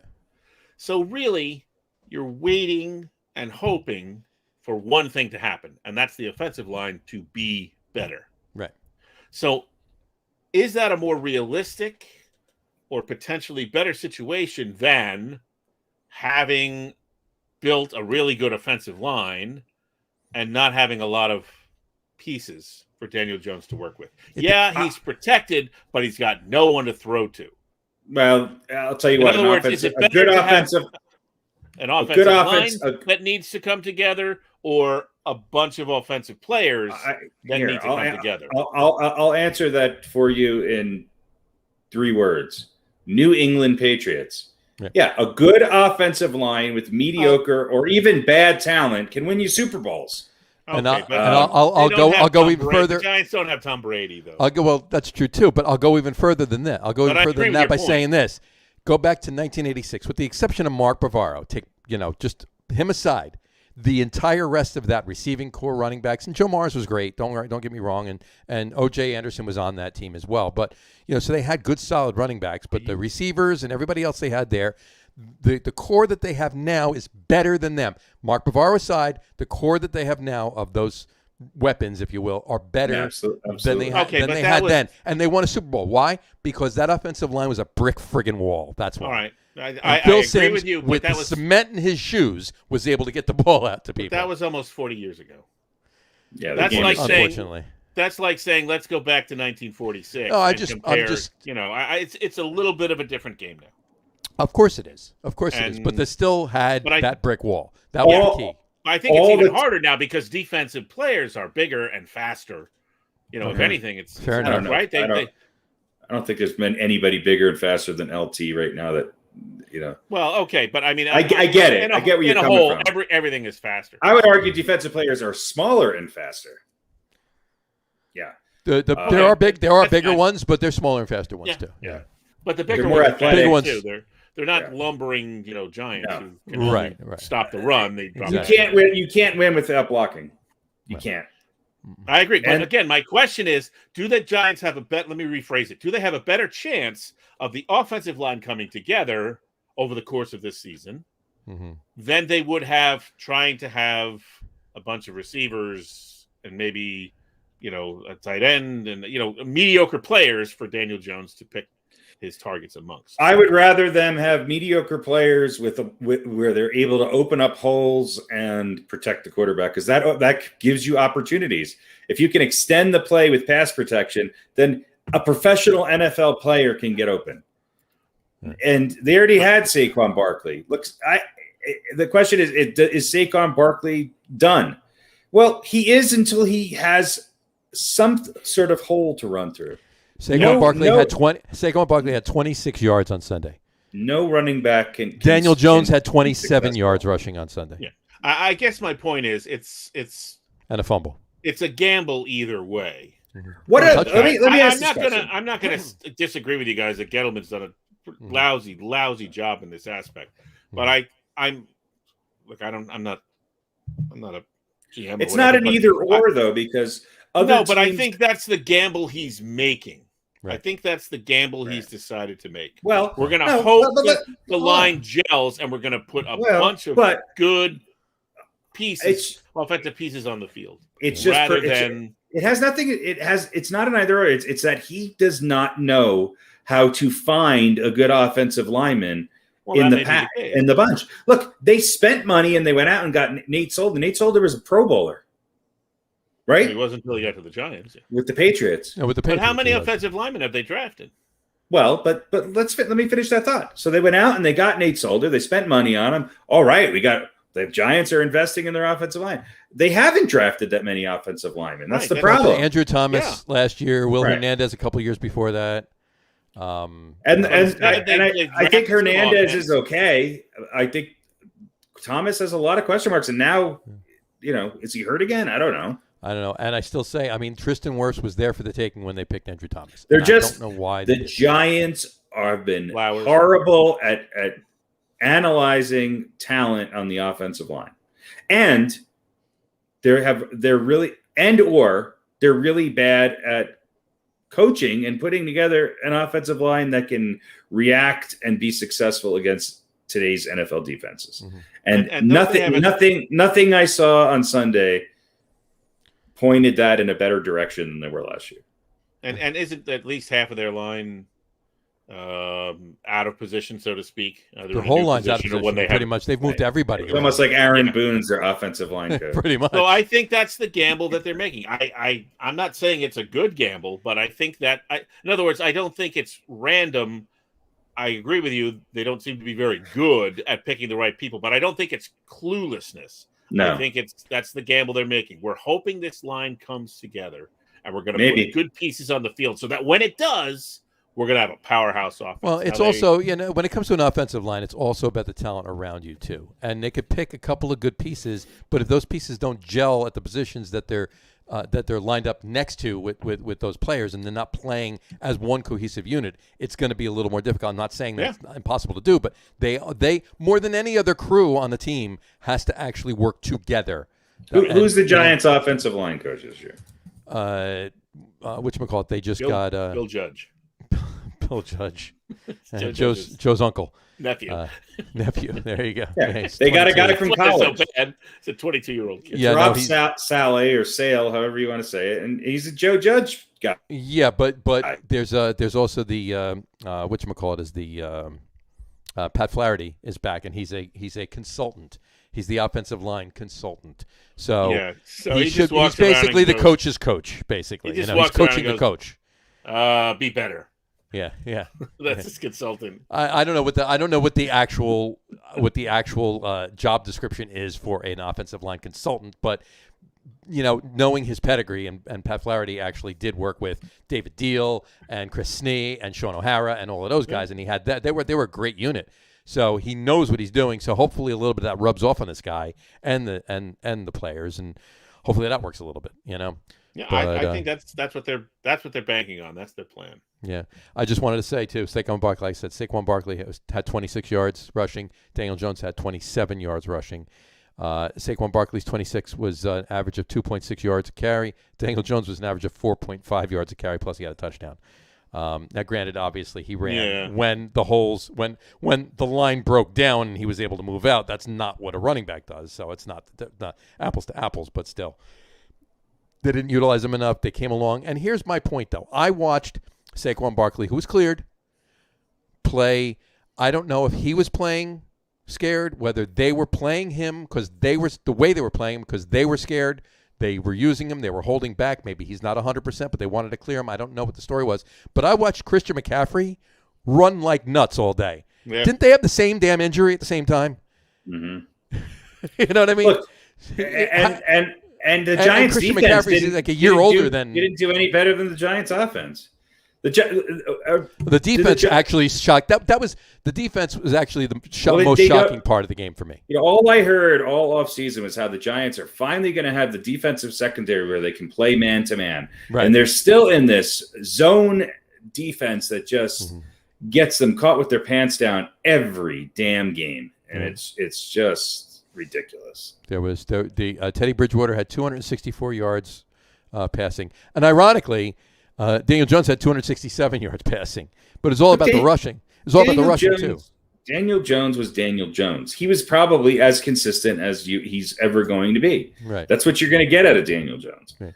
Melvin Gordon had over 100 yards rushing. Right. And that the difference was the rushing. The Broncos had 163 yards rushing. The Giants had 60 yards rushing. Yeah, well, McCaffrey was a weapon, and Saquon Barkley was not. Right. He wasn't a weapon. Who was the weapon on the Giants? Who was the weapon on the Giants? Well, I mean, let me go back to the Giants here. Whatchamacallit? Kenny Golladay had a couple of great catches, but Sterling Shepard was the weapon all day. He had 113 yards receiving. And he had the one touchdown, averages 16.1 yards a reception. Darius Slayton had 65 yards, and Kenny Golladay had 64 yards. But did you see some of those catches that Kenny Golladay made, though? No. I mean, yeah, he was like 10 yards away from the ball and threw his go-go gadget arms out and grabbed it and pulled it in. And that didn't happen just once; it happened like 2 or 3 times. So.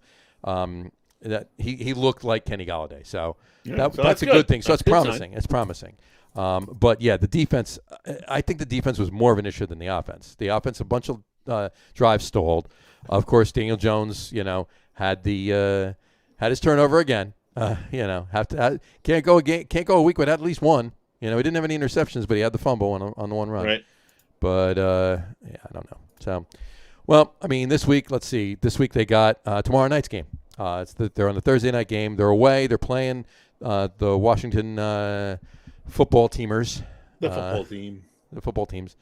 The Washington is a 3.5-point favorite, and they're home, obviously. It's tomorrow night, 8:20. And this is Washington's lone conference game until the end of the season. This is Washington's lone conference game until the last 5 weeks of the season. We pointed that out last week. But here's the thing. Now, Washington does not have Fitzmagic. He's out. Yeah. He's out 6 to 8 weeks, I think they're saying. So they got what's his name, Heineke, going. Yeah, but who did fairly well for them last year. Who did decent towards down the stretch, yeah. But they have the over-under at 40.5 points. Well, the Giants scoring at the end almost the fact that they couldn't kick the extra point helped me solidify my under in that game. Well, there you go. Yeah, but you'd have been screwed if they kicked the extra point. I think it would have tied it. I'm not sure. Or look. I agree 100%. Oh, I don't think that's the case at all. You don't? No. Low scoring game. What was the over? What was the over under on that one last week? 40.5. Oh, for this week it's 40.5. For this week's 40.5. Yeah. Oh yeah, I think I'd take the under on that. I would take the under on that. Yeah. But who knows? You don't think? I don't think both teams will score 20 points. What? Maybe it's going to be close. But I'll tell you one thing though. The Giants normally, I mean, they beat Washington both times last year, right? And they don't have a starting quarterback per se. I mean, yeah, Heineke did play well down the stretch last year, but who knows? So We'll see. Maybe the Giants are able to, get off the schneid in week 2 this year instead of week 6 and actually win a game. Washington had a pretty damn good defense last year, and they did. In my book, they still do. Right, they have a pretty damn good defense this year, unless until they're proven otherwise. Mm-hmm. So I don't think the Giants are going to score very much, and who knows about I think this is going to come down to a turnover or two, maybe a pick 6. Which it normally does. And a kicking. This could be like a 17-16 or maybe a 14-13, something along those lines. But gotcha. I wouldn't put 20 plus. I would points on. It was 20. Their 2 games last year were 20-19 and 23-20. Gotcha.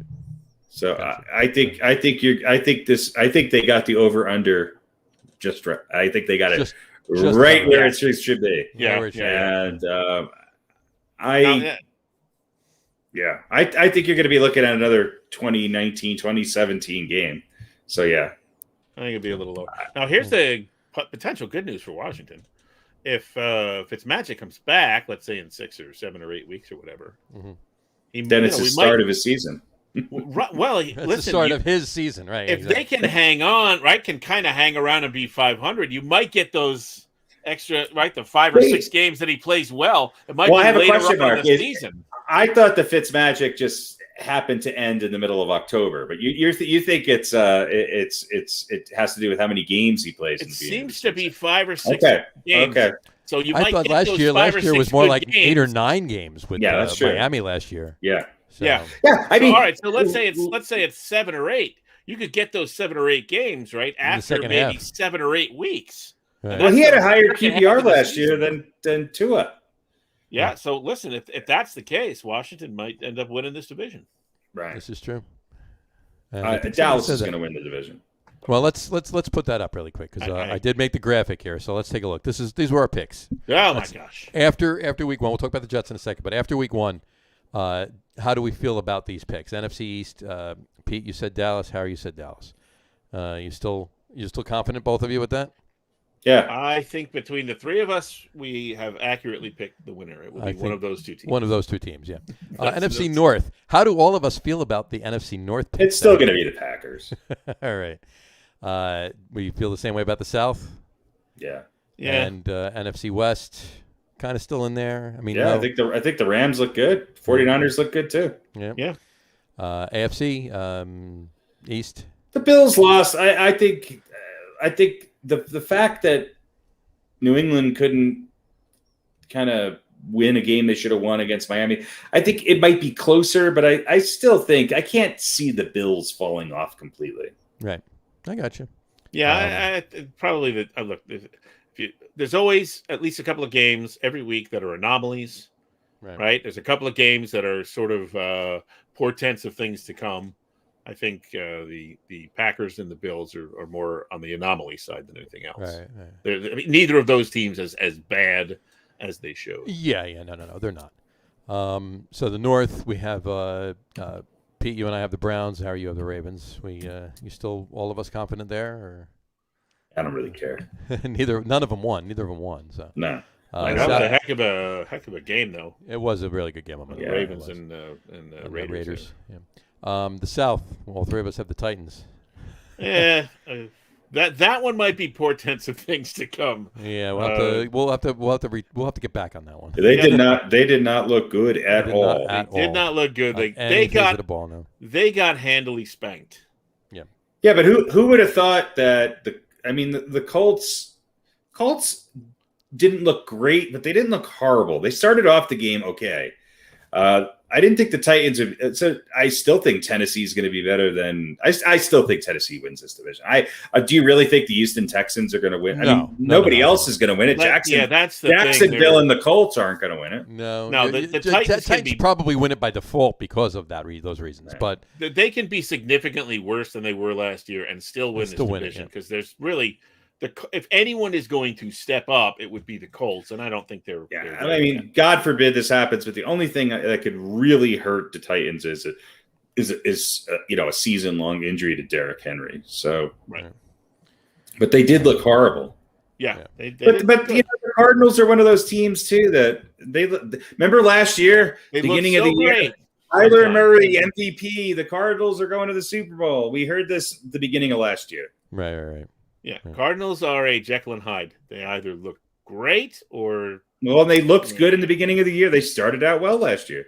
Yeah. They looked good in the beginning of the season. Same thing. They look great. They were in the lead in the NFC West for a number of weeks in the beginning of the season last year. Well, and here's the reality of it. When you put Tennessee in a position where they have to throw the ball, they're very beatable.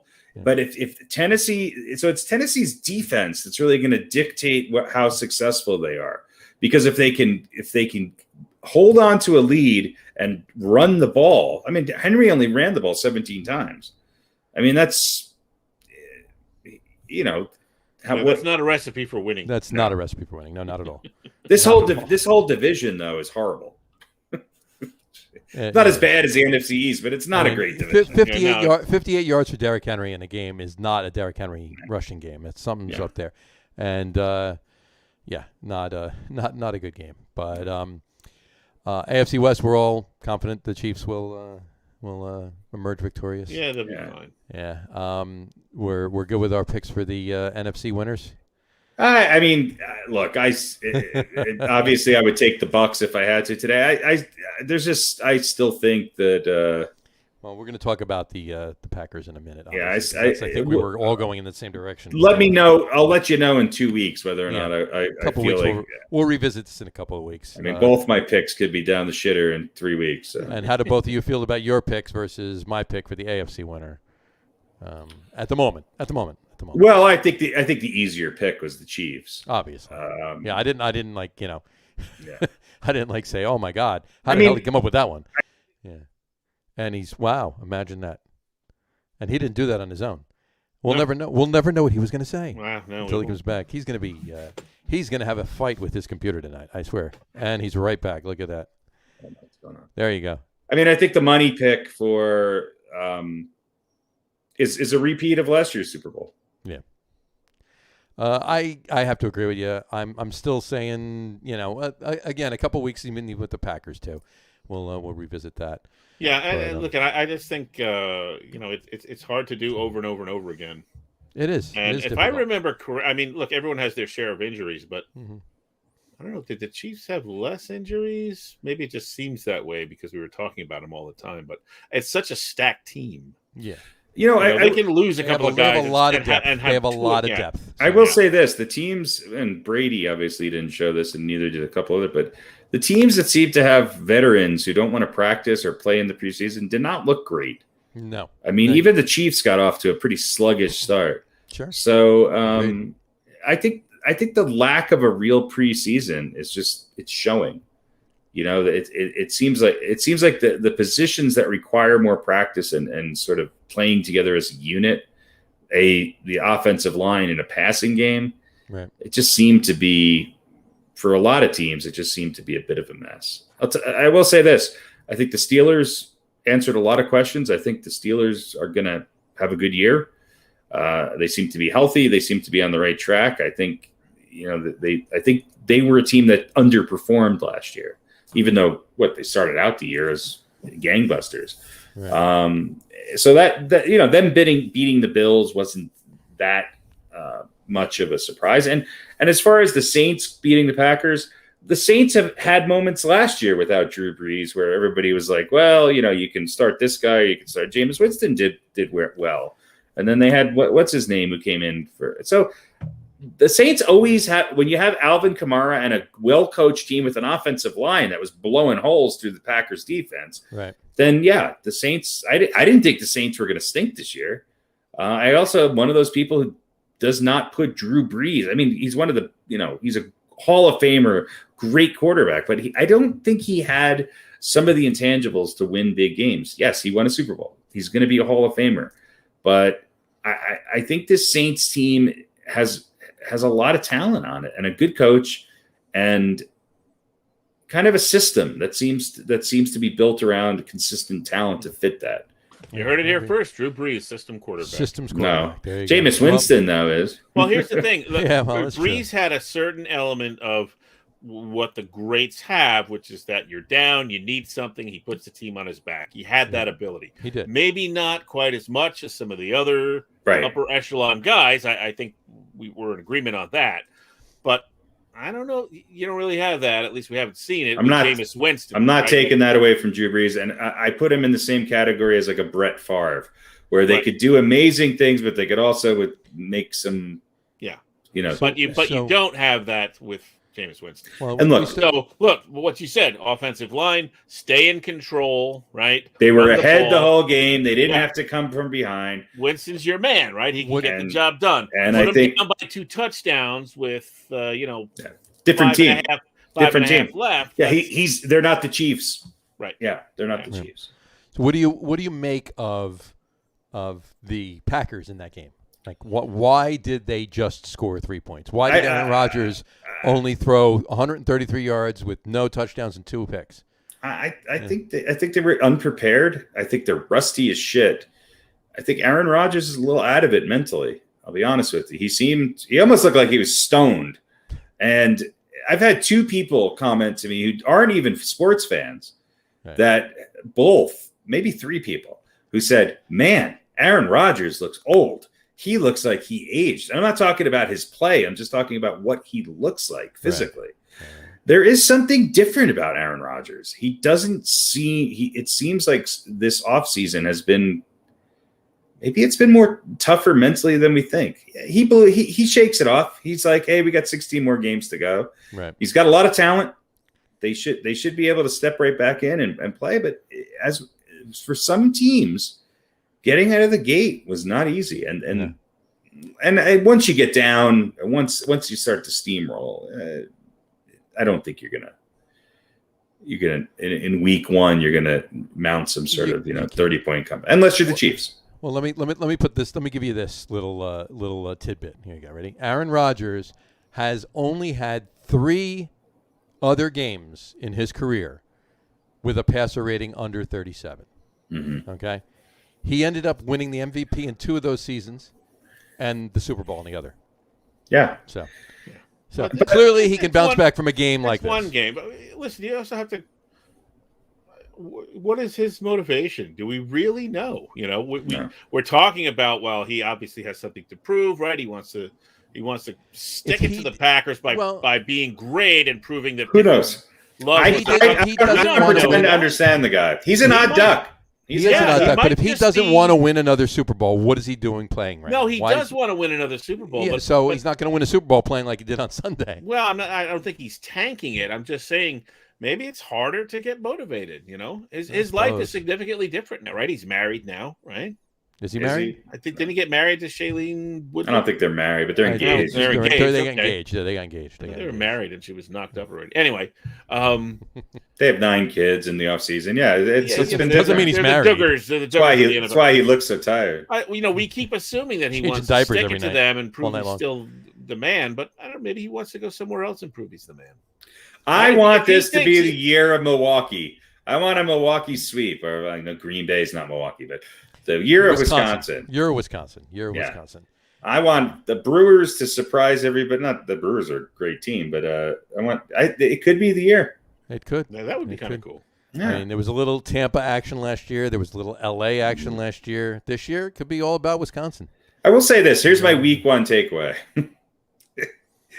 If you have to come back or win a game with less than 2 minutes left, right? There's nobody better than Patrick Mahomes and Tom Brady. No. There's just nobody better. There isn't. You're right. Brady even excels at running time off the clock by throwing the ball out of bounds. I mean, I agree. There's no, but they're both just. I mean, look, Mahomes is even better than Brady, but they're just both those teams are just so good at what they do. And let's talk Jets for a second because we neglected that's the Jets. About all that's worth. Just for a second. No, I mean hold on before I don't think the before we Jets start the look that Jets. bad. Before wait, we start wait, the Jets. Before we start the Jets. They are on pace. Are the Jets gonna win today? No. I mean yes. I mean no. I mean yes. I mean no. I mean yes. I mean no. There we go. I like the trombone at the end. That's great. Prophetic this week. It's very. Let me ask this question. Let me ask this question. I think we're going to ask. Who looked better, the Giants or the Jets? I was just going to say who lived up to the expectations more, the Giants. The Jets looked better. Well, the Jets scored one more point than the Giants, right? But they looked better. Look, Zach Wilson. The Jets looked better. Looked like everything was moving too fast for him in the first half of that game. Yeah, he was just sacked 6 times. I think throughout the game 6 times. Yeah, right? Yeah. And look, I'm okay with that. The Jets' offensive line did not look, but the Jets' offensive line got better. It's a tale of two halves, though, right? Because at the half, Carolina was winning 16-0. If you just take the second half, the Jets won the second half 14-3. Yeah, things got better. Let me ask this: who's a better team, Denver or Carolina? I don't know. I think close. I would say Carolina, maybe a smidge because better. Of some of their players. Yeah, you're talking Christian McCaffrey. You're just talking Christian McCaffrey. Robbie Anderson. They do have better players. DJ Moore. They have better players, but and listen, they have a quarterback wide receiver connection right now with Sam. And the Jets were on the road. Sam Bradford Donald and Robbie Morton Anderson. Robbie Morton Anderson. And the Jets were on the road. So that factors in a little bit too. It's not a big difference.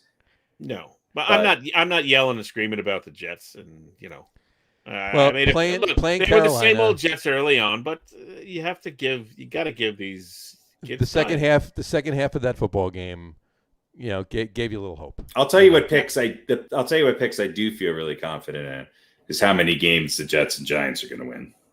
Yeah, I might have been overly optimistic. But by doing the prices right and guessing low, I think I'm putting myself in a pretty good position. Well, just to give you a rehash, Harry, you said the Giants were going to win 7 games and the Jets were going to win 4 games. Yeah, I think I said 6 for the Giants, and then I changed it to 7. 7, did you? Yeah, but I think I changed it back to 6. Pete, you said 9 for the Giants and 6 for the Jets. All right, so I'm out. And I said 8 for the Giants and 5 for the Jets. So. Wow. So I'm looking like I might go over as well. Yeah. I think we're all honestly, after week 1, I'm going to say we're all a smidge over on the Giants and a smidge under on the Jets. But certainly, I think they're both going to be around 6 or 7 wins. Look, when I say the Jets, go ahead. No, if you're a Jet fan, you have probably a better feeling about the game than a Giant fan. Right. Yeah. I think there's going to be a lot of Jet games like this where they don't win, but it's close. Yeah. There you go. And listen, this is a building season, right? Mm-hmm. Rookie quarterback, and I assume they're going to get a running back at some point. Yeah, they don't have a former number 1 pick sitting in the backfield. Wasting his prime years away. So we want to see growth. They had 45 yards rushing on Sunday. That's it. 45 yards rushing. Period. That's all they had. That ain't good. No. Who had the most yards? I wonder if we did a comparison of even 5 years ago of average yards rushing per game, taking out the quarterback position. From actual running backs? I'm wondering. I bet it's gone down at least, with the exception of teams like Tennessee and Carolina. I bet it's gone down at least 25%. It's definitely gone down from how long ago? 10 years ago? Yeah. Yeah. No. The passing game is so much more prevalent today. It was even big 5 years ago. Even 5 years ago, yeah. So, but probably the expectation has gone down. Mm-hmm. I mean, if you've got a running back that gets close to 3 per carry, you're probably pretty happy. Whereas 10 years ago, you might have been looking at closer to 4. What you really wanted to see. And it's not an aberration when your quarterback is your leading rusher. Mm-hmm. Yeah. Who whether that's by design or because he's trying to save his scalp, those are things. I think with teams like the Ravens and in years past with Houston and I think you could say that same thing for even Mahomes on certain days. There's a lot of quarterbacks who in years past Cam Newton would have 80 to 100 yards rushing. So I think that there's a lot of guys who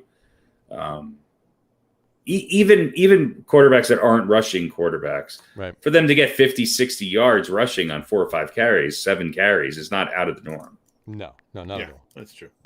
I just want to point one thing out: the most points fielded on Sunday or week 1 period was by the 49ers. They scored 41 points. But do you happen to know who has the biggest net points? So in terms of differential, like run differential in baseball, point differential in football, who has the highest amount right now? Who would be, based on that stat, in first place in the entire NFL right now?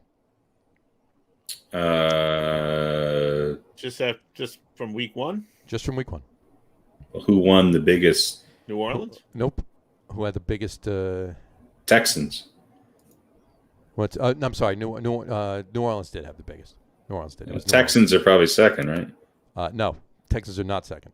Okay. Cardinals were. I was trying to get to second. The Saints have the first.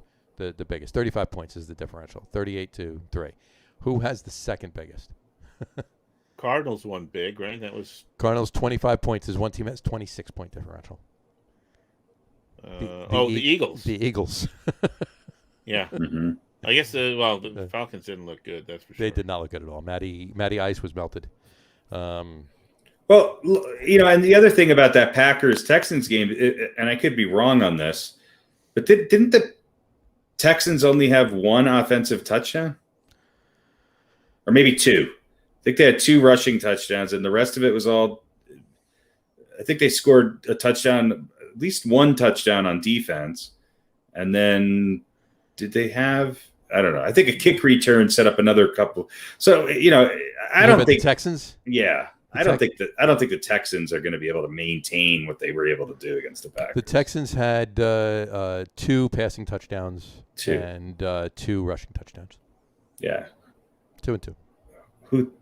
Yeah. And 2, and the rest were field goals then, right? Yeah. Who threw the passing touchdowns though? Tyrod Taylor. Did he throw both? He threw both of them. Yeah. He was 21 for 33 for 291 yards with 2 touchdowns and no interceptions. Yeah. So. Good for him. I like him. He's not that good, but I like him. He's not that good, but I like him. Yeah, nice. Glowing endorsement. He's a good kid. But in any event, yeah. So that's pretty much that. I was shocked by the Packers game too, but you know what? Hey, we've obviously, I mentioned it before. Aaron Rodgers has done it before. Obviously, not all that often. I mean, in his entire career, which is 15 years now, he's only had 4 games like that. This was the 4th. So, you don't think about them. You think about all the other great games he's had. So sure, this falls through the cracks, and within a couple of weeks we won't be talking about this anymore. So let's hope not. I mean, yeah. But Let's anyway. see. Yeah, I guess. Look, Sam Darnold wins the battle of former and current Jet quarterbacks this week, right? Yeah, this week, yeah. And Sam Darnold didn't look horrible. Yeah, look, he threw the ball 35 times. Yeah. 280 yards, a touchdown. Yeah. No INTs. Mm-hmm. Put him in the right system, he's fine. Look, when you've got Christian McCaffrey, you can. When you got Christian, got Christian McCaffrey rushing for 98 yards and receiving for 89 yards, he was your leading rusher and leading receiver. Yeah. And so that's 187 yards, all-purpose yards. 187. You got McCaffrey, you got DJ Moore, you got Robbie Anderson, and you got Chuba Hubbard. Right. And I'll tell you a team that and a guy that I think falls. You talk about all of the rookie quarterbacks. I think great bounce back game for Joe Burrow. Yep. And that's a game that was destined to be tied. I think when there's tie games, I always think of the Bengals for some reason, or the Bears. It seems like it's always those. But I mean, they were able to win that game, with no time left on the clock. They won. Yeah, and I thought I thought he had a pretty good game. It was a great bounce back game after his injury last year. That was great, absolutely. But speaking of injuries last year, that's my point. I know I said it before. Christian McCaffrey had 187 all-purpose yards, and he recovered from the same injury basically at the same time that Saquon Barkley had, and Saquon Barkley had 26 yards. Mm-hmm. Yeah, Joe Burrow, 20 for 27, 261, 2 touchdowns. Yeah, I mean, that's efficient. Yeah, and a nice day for Joe Mixon. Yeah. Mm-hmm. $127 and a touchdown. So that's. I have to apologize to Saquon Barkley. I did say he had 26 yards because he had 26 yards rushing. I forgot to include his receiving yards. Which was 2? One. He had 1 receiving yard. So it's 27 yards. So yeah, he was 160 yards shy of Christian McCaffrey's performance. But hey, you know what? There's a lot of talk right now about Saquon. I hope it doesn't pan out to be what everybody's assuming. Saquon needs to stay healthy. Yeah. That's your number one. Yeah. If the offensive line doesn't gel or whatever, as long as he stays healthy, then I don't know. What do you do with him? I agree. That's going to be the burning question. All right. By the way, just so everybody knows, yours truly leading the picks at 4-1. Look at that. Thank you, Miami. All right. Never thought I'd say that. You guys are both 3-2, and the coin 2-3. So there you go. Well, at least the coin is. At least we're beating the coin there, Harry. Yeah, the coin's New Orleans pick saved them from a dismal 1-4 performance. That's right. We all took Green Bay, right? Yeah, we all took Green Bay. We took Green Bay, yeah. So. And then you and I took the Pats, and coin took the Pats too. So the coin took Pats had that game won. Yeah, yeah, they did. So, all right, shall we do this week? Miami and New England always split though. Seems like they always split. Miami seems to be able to get them. Right. All right, let me. All right, let's do it. Start this off here. Beaten by the coin. Beaten by the coin. I'm sure I'll lose to the coin. No one wants to be beaten by the coin. All right. Well, what do we have this week? I don't even. Well, of course we have the Jets and the Giants games. Sure. And the but Giants just happens to be the Thursday night game. Yeah. So let's start with that one. Mm-hmm. The Giants against away against them Washington football non-skins. teamers. Let's call them the non-skins. Non-skins. The Washington non-skins. I think they should be called the skins. That's what I think. That would be fine too. That would might insult skeletons, you know. So you guys are the Giants fans. I'll let you pick first. Harry. Harry. I mean, from what I saw, I think I got to go with the football team from Washington. All right, so he's going to go with the Skins. John? You know, against my better judgment, I'm going to take the Giants. This might be the time when the Giants put it together, but Washington's defense is good. Doesn't seem like Daniel Jones is good. I'm trying to leave the book open on him as long as I can, but I'm going to go with... All right, Dave Gettleman. I'm going to go with the Skins. And we'll flip the old Quarter. That was a terrible flip. That was not much better. I mean, the good news is Jones didn't throw any picks. That's true. All right, coin says tails. And so that is the Giants. So there we go. So me and the coin are in cahoots. You and the coin are in cahoots. It's saying Saquon Barkley's questionable, too.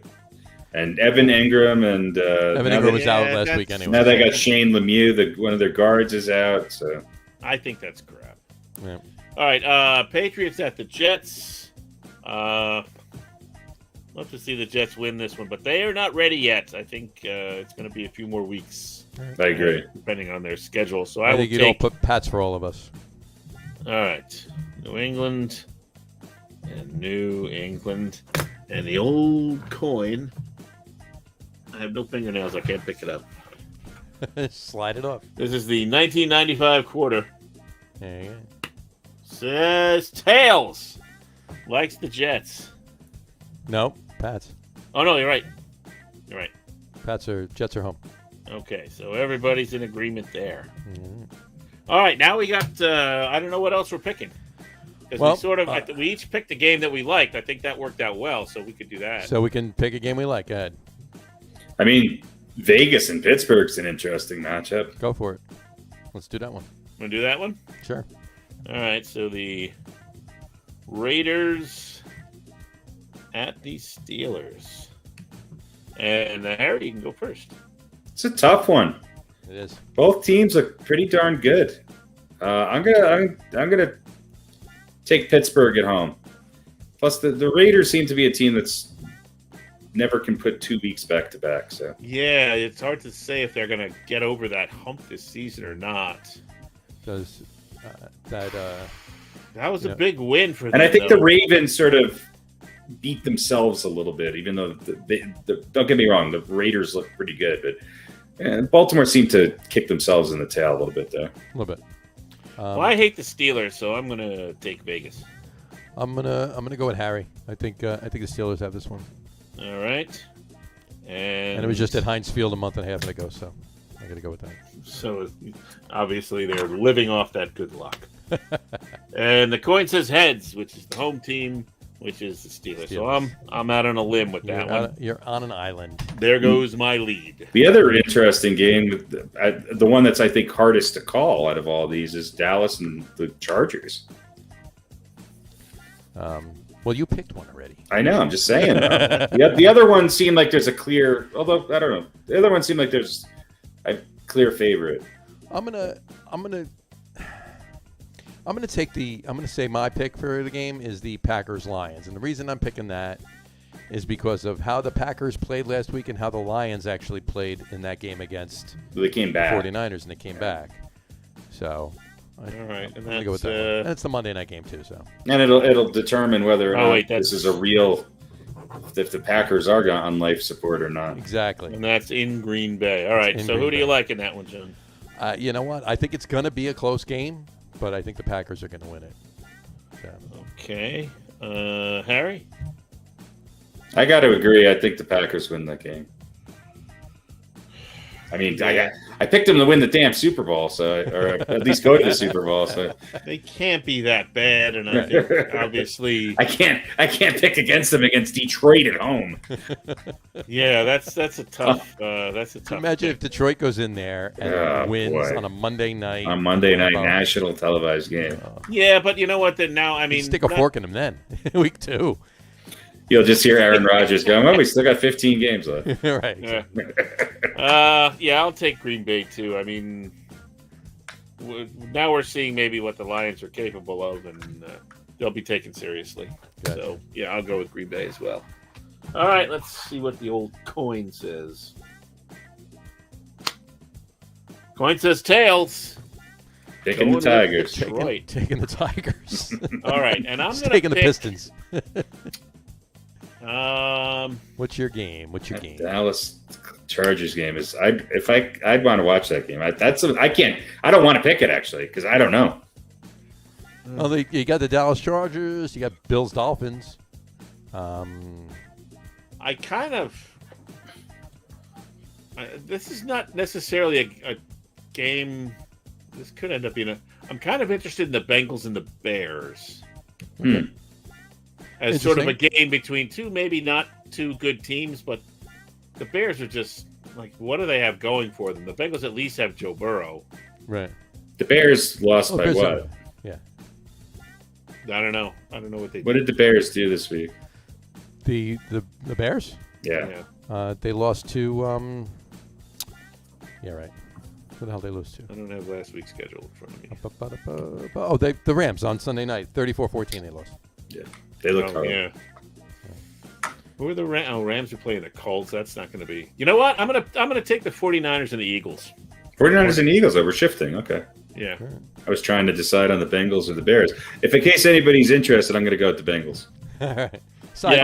I think it's pretty easy to pick the Bengals. Bengals on that one anyway, but yeah. I'm gonna let the 49ers and Philly, just as Philly looked really good and the 49ers looked pretty good, and good game.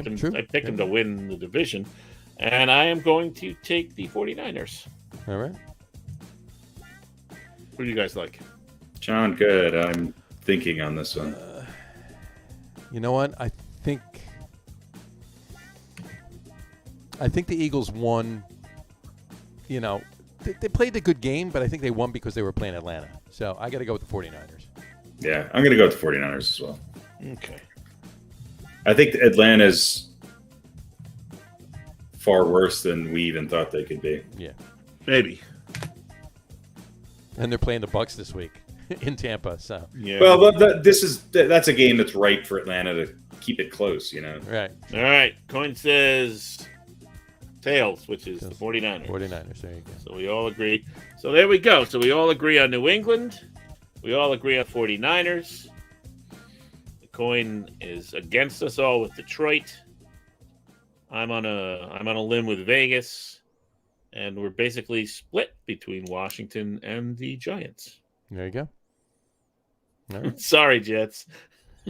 It's unanimous. You are unanimous losers. You are unanimously not going to win the game this week. So there we go. All right. Put this up on the old website. I got to update last week's sheet.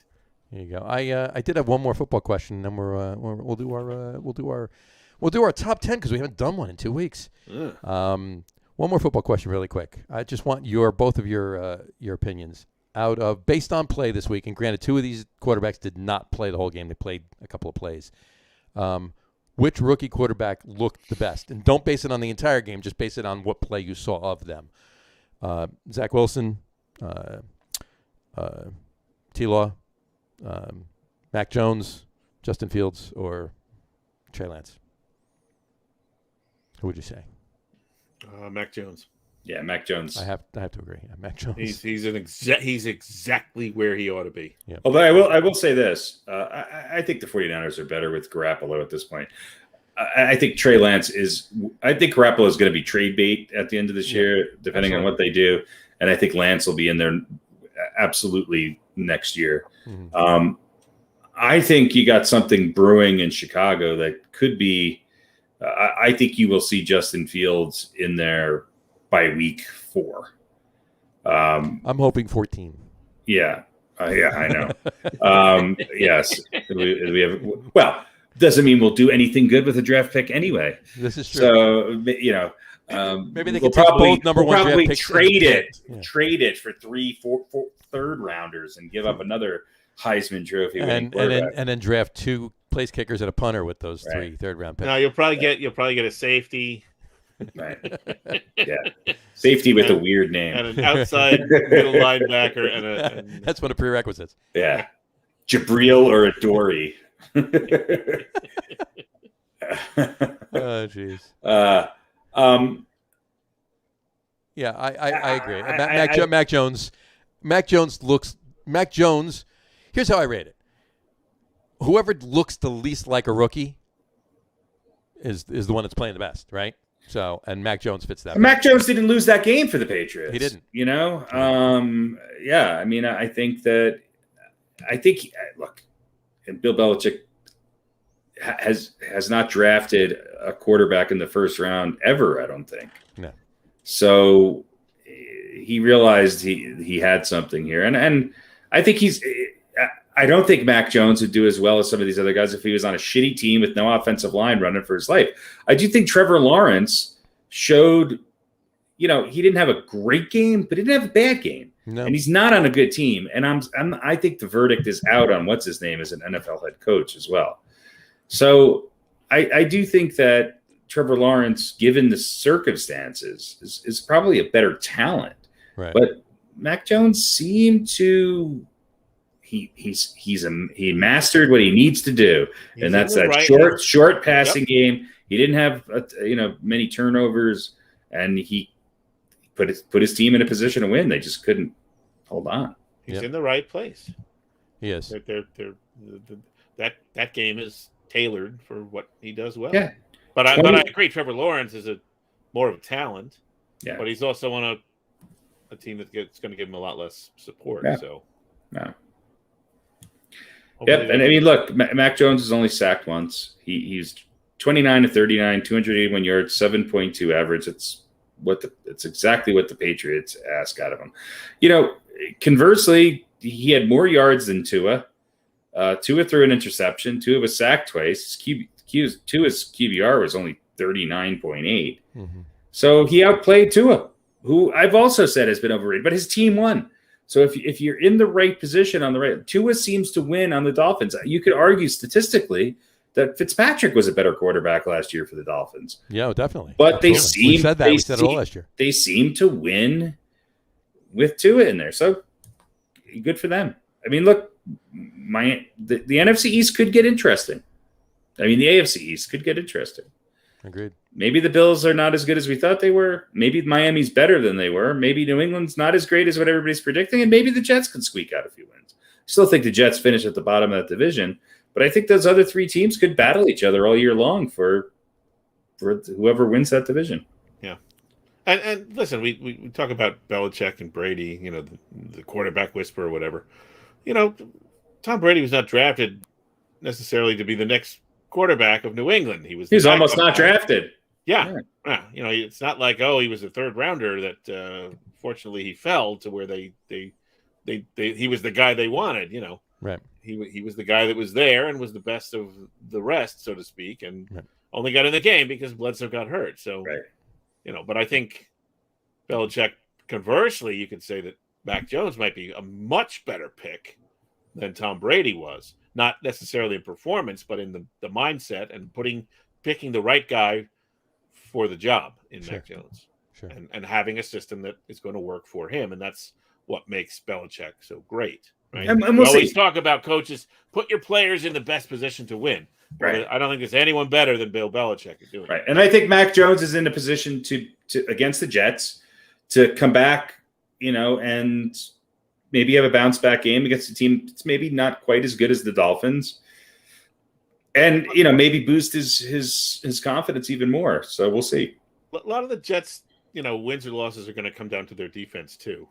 Mm-hmm. And the Jets defense talk about a tale of two halves, right? Both offensively and defensively. Sure. For the Jets, it's hard to say, obviously, at this point, how good either one is, but certainly both sides of the ball, they were a better team in the second half. Sure. I agree. They won the second half 14-3. So, I think that was a big decision and why I said the Jets had played better than the Giants, because I think offensively you could argue maybe it was a wash. Maybe the Jets a little better, but I think defensively, as far as the whole game, I think the Jets look better than the Giants. Yeah, they did. The Giants defense did not look like anything like I thought they would. Coming off of last year, they were not a bad defense last year. They were, at times a really good defense, to be quite honest with you. And and they did not play that way at all this year. And they especially against the pass defense. Weren't they number 10 against the pass last year? They were great against the pass. They had great D-backs, and their linemen were pretty damn good too, between Leonard Williams and Blake Martinez. They did not play at all. And we're talking just the Broncos here. And no offense to Denver by any means, but we're not talking about the Bucs here. We're not talking about the Packers, No. Saints. We're talking about the or the Chiefs or what have you. We're talking about it was the turnover and that touchdown that Denver scored at the end of the first half that just turned the game around. That was it. Yeah. There's no reason the Giants should have went into the half down. Right. Yeah. That's what turned the game around. Agreed. All right. All right. Real quick, we'll be talking about schedule anomalies and weird go things, for the schedule stuff. This was a quick one. 4 teams this season have to play their first 2 games on the road: Cowboys, Broncos, Vikings, and 49ers. And 2 teams that close the season with 2 straight road games, and that is the Chiefs and the Panthers. La-ti-da. So it's only a couple of games, but still, if you're the Chiefs, that kind of sucks. Right. You're one of the better teams in the NFL the last few years. Sure, and you got to remember the last 2 games of the season here too are both in January. It's not just 1 game in January; it's 2 games in January because they added the extra week. Yeah. So the Chiefs are playing their last home game, right around Christmas, and then 2 weeks on the road in January before the playoffs. So there we go. Assuming they're going to the playoffs, but assuming, right. But in any event, all right. So that's it. Little tidbit. Nothing major. All right. That brings us to our top 10 list that we haven't done in 2 weeks. And it's one that we have left over from 3 weeks ago when we did the special top, what it was, about 35 bands we did from the 80s. Yeah. It's hard to get them down. It is very difficult to get them down. And I'll put it up this week. We're gonna wrap that week up with top 10, and I put 15 in there because it's really 15 or more, old school wrestlers. Old school wrestlers we're going to do. Professional wrestling. Here we go. Excuse me. And this was, we decided was the pre-WrestleMania area. Although, did any of them actually participate in WrestleMania kind of towards the end of their career? But some of these did. The bulk of their career was before their heyday, in other words. Much like the band's heyday was in the 80s, the wrestlers' heyday was kind of pre-WrestleMania. Exactly. Right. Exactly. Well, I could tell you when that was, but about the same time in the 80s, I don't know. There you go. Now we're obviously going to do this differently than we did, more like we did with the bands, and even less than we did with the bands, really, because we're not gonna do, just like, read them stats. We're off. just going to be talking about them, but I'll just read them all off. We have 15. We have a tie, a two-way tie for 9th, for 8th, a three-way tie for 6th, and a two-way tie for 2nd. So I'll just read them off. Number 10, Dusty Rhodes. Dusty Rhodes. Bring up whatever you want about these as I rattle them off. I'm sure as we get further up the list, we'll talk more a little bit about each. Didn't she sing "You Don't Have to Say You Love Me"? Wasn't that Dusty Rhodes? Dusty I Springfield, think wasn't it? Dusty Rhodes and Adrian Adonis were two guys that should never have their shirt off. That made a living doing that. Pretty much. That's all I'm going to say. All right. I can't believe you knew that, by the way, John. I think you're correct about that. I can't believe it. That's Dusty Springfield, is that Yeah. which was a guy, wasn't it? No, No. that was a woman. Well, I know, joking. not till later in life. All right. Yeah. That's Rick, thinking that's of Rick Rick- Springfield. Rick Springfield. Rick Springfield, right. Dusty Rhodes. Dusty Rhodes, or- number 9. Tied for number 9, we have Ivan Putski and Jerry Lawler. Tied for 9. Lawler, I don't remember too much. Putski, I remember. Mm-hmm. I don't know. They're just good wrestlers. These were just like Well- solid men. You know? Lawler, if you watch any of the actual documentaries or the movie about Andy Kaufman, Yep. Jerry Lawler played a big role in that, and Sure. they had those infamous appearances on Letterman and everything like that. And Jerry Lawler was in on the whole thing, and he was so good at what he did with Andy Kaufman. And so Jerry Lawler is an interesting guy, I think, and he was culturally, I think he maybe helped get wrestling a little bit into the not mainstream, but at least out of just the wrestling world and into the greater cultural dialogue, and maybe just for his name and his antics on talk shows and not even watching him wrestle. So I give him credit for that. He might have been a precursor to a lot of the crossover stuff that happened later. But he was a smart guy who knew how to play the game. He was a good talker, and he was good at sort of convincingly make you think that he wasn't in on it. Right. That was pretty funny. Yeah, that, and also, of course, Tony Clifton. That's right. Right. Tony Clifton never wrestled, not that we know of. No. Although no one's ever seen Tony Clifton and Ivan Putski at the same time. This is true. This is true. Or number our 2 number 8s on our list either. That's right. That are tied for number 8. We had Don Morocco and Sergeant Slaughter. Sergeant Slaughter, I just remembered, just probably spit more than anybody else when he talked. Oh hell yeah, absolutely. Yeah, That was just, Yeah, was he he actually took a and sip of water. I was every so time. disappointed as a kid when I found out he wasn't a sergeant. Well, that was his given name, right? First name Sergeant, last name Slaughter. That's right. Yeah, was he the model for what was the comic strip? Tank McNamara, I think. Tank McNamara. I think he was kind of, the other guy who reminds me of Sergeant Slaughter is Bill Cower. Yeah, I mean, and then a bunch of cartoon characters are like a composite of like Sergeant Slaughter. Yeah, Sort of that massive chin. yeah. Oh yeah. That. Yeah. I had a track coach who kind of reminded me of Sergeant Slaughter, but yeah. A little bit. Actually. Yeah. Well, have we ever seen Sergeant bit. Slaughter? Have we ever seen Sergeant I never thought Slaughter of that. and Bill Cower together? Yeah, I mean they dated for a while, but Okay, all right. briefly back in the late 70s. they were at Adrian Adonis's wedding together. Yes, they were. The gifts they brought was nice. It was nice. So Bill Cower probably would have been a good wrestler. Yeah, probably. Yeah. All right, 7. We have on his own at number 7. We have Pedro Morales. Mr. Seven. Mr. Mr. 7. Seven. Tonight's Pedro Mr. Morales. 7 is Pedro Morales. One of my favorite Pedros. Yeah. Yeah, he's just a great wrestler. Now Pedro Morales, would that be Mr. Siete? Senor Siete, Senor Siete. Yeah. There you go. Senor Siete. if we're going to speak the language. This is true. I can't mix it up. True. What am I thinking? Mr. 7 or Senor Siete, Pedro Morales. There we go. All right, we have 3 number 6s. Oh. 3 number 6s. We're going to take these one at a time. Just quick. Chief J. Strongbow. Yeah, you guys had him high on your list. Chief J. Strongbow. I think of him more as a groundbreaker in tag team wrestling. You know, I think of the Chief J and what was his supposed brother, the Strongbow brothers. The Strongbow brothers. Chief J and Running Bull, or I don't know. I can't remember. They make cider now, right? That's right. Strongbow cider. Yeah. But, who was the other guy? Running Bear, wasn't it? Running Bear. There you go.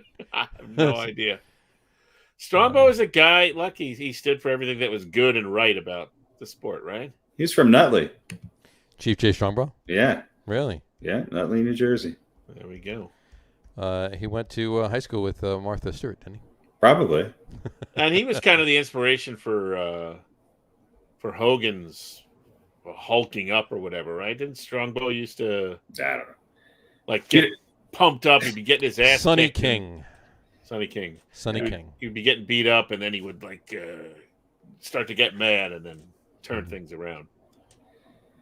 Yeah, I mean, I think what's weird about it, his on-screen brother was Jules, Jay and Jules Strongbow. Jay and Jules. Okay. And I always remember them fighting the Wild Samoans, Af and Sika. Chief Jay Strongbow, not Native American. No. He's Italian. Ivan Luke Scarpa. Yeah, Ivan Putski probably wasn't Polish. Well, maybe. He might have been, but Who was the other Polish wrestler? Was he the Polish Hammer, Ivan Putski? The Polish Hammer. That's not it. I think so. Polish Hammer. We have nothing but. That was Ivan Putski. Yeah. It is Ivan Putski. Yeah. There you go. Ivan Putski. There you go. Yeah, he's a scary dude. But yeah, wasn't really tall, but he was just built like an actual fucking brick shit house. Brick shit house. In the technical term. Just a large man. solid man. Solid just man. a big, hairy, bulging man. There you go. All right. Moving on to our other number, our second number 6, if you will, would be George the Animal Steel. Oh, maybe my favorite. George the Animal Steel. Why would anyone want to actually touch him in the ring? I don't know. Well, he looked like the guy from that Pixies. I always thought that was him on the Pixies album cover, you know. But and I could be wrong on this, but I think I'm right. I think he was he was a teacher. I think he taught algebra in like New Jersey. Yeah. That's not right. Yeah, he was great. I mean, it takes a certain person to say, "Hey, I'm just going to eat the turnbuckle and then slam somebody's head into it." He was I'm not sure what he taught, but he was an amateur wrestling coach and football coach at Madison High School in Madison Heights, Michigan, actually. Okay. Yeah. There you go. So, but and his real name, George the Animal Steel, is William Myers. So. Byron Thistlewick. Byron Thistlewick. Well, we also had a football referee in New Jersey, and the rumor was that he was George the Animal Steel's brother. So, but who knows? Yeah, right. Yeah. This is true. All right. Moving on to our third and final number 6, if you will. That would be Jesse the Body Ventura. Jesse Ventura. That was, there we go. James George Llanos is his real name. Of course. So, not Jesse. Look, he was this. If there was anyone who we thought was a caricature as a wrestler who actually turned out to be kind of really the way he is, it was Jesse, right? Absolutely. Freaking I mean, he was governor, right? He was governor of Minnesota for 4 years, yeah. Yeah, and he's a freaking nut job, but we love him for that. And he brought the boa really into dominance. He was actually he was born in Minneapolis. He was actually mayor of Brooklyn Park, Minnesota, in the early '90s, and then in '99 he became governor of Minnesota. Yeah. But ironically, if you think about it, though, you think about the movie Predator. Jesse the Body Ventura and Arnold Schwarzenegger both became governors out of that movie. Yeah. Insane. Gotta love it. Gotta love it. So there you go. Jay, I think all of these guys are Hall of Famers, by the way. Just absolutely. WW. That's right. Absolutely. All right. That gets us to number 5. Number 5 on his own is Mr. Ric Flair. Ric Flair. Never one of my favorites. No, and he was really big in the Southern. What is that? The AMA or the AWA, the American Wrestling Association. Yeah. And we didn't really see that a lot until every once in a while they showed it late at night on other. So there's a lot of crossover. But Ric Flair was huge. He lasted forever. Just seems like he lasted. Wasn't he the first woo guy? Wasn't that him? Yeah, who knows? Yeah. Richard Morgan Fleer, Fliehr is his birthday. So anyway, he was good at his job. I'll give him that. He was. Yeah, he rocked. I remember him rocking the kimono robes. He also used to flip his hair a lot. Yeah. Yeah, there was a lot of flamboyancy in the wrestling. A little bit. Yeah. A little bit. Yeah, he was kind of one of that group of the he never did much. Pretty boys. He never did much for me, but I guess he was a good wrestler.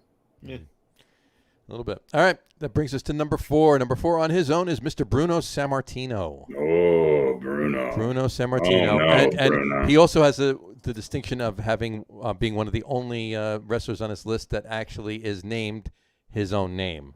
He was born Bruno Sammartino. And I think he had a son, too, who became a wrestler, right? Junior? Bruno Sammartino Jr.? Bruno, I believe you're right. Right. Now, was he an Bruno actual... Leopold Francisco Sammartino. He was actually born in Italy. Was he an actual, real, legitimate wrestler before he was a fake wrestler? Bruno Sammartino? Yeah, I think so. Didn't he win like Olympic gold or something like that? Yeah, he did. Yeah. He did. Yeah. He was one of because there were a few guys that were, legitimate. He's from Piso Ferrato, Italy, and then he lived in Pittsburgh. Mm-hmm. Dubbed the Italian strongman and the strongest man in the world early in his career.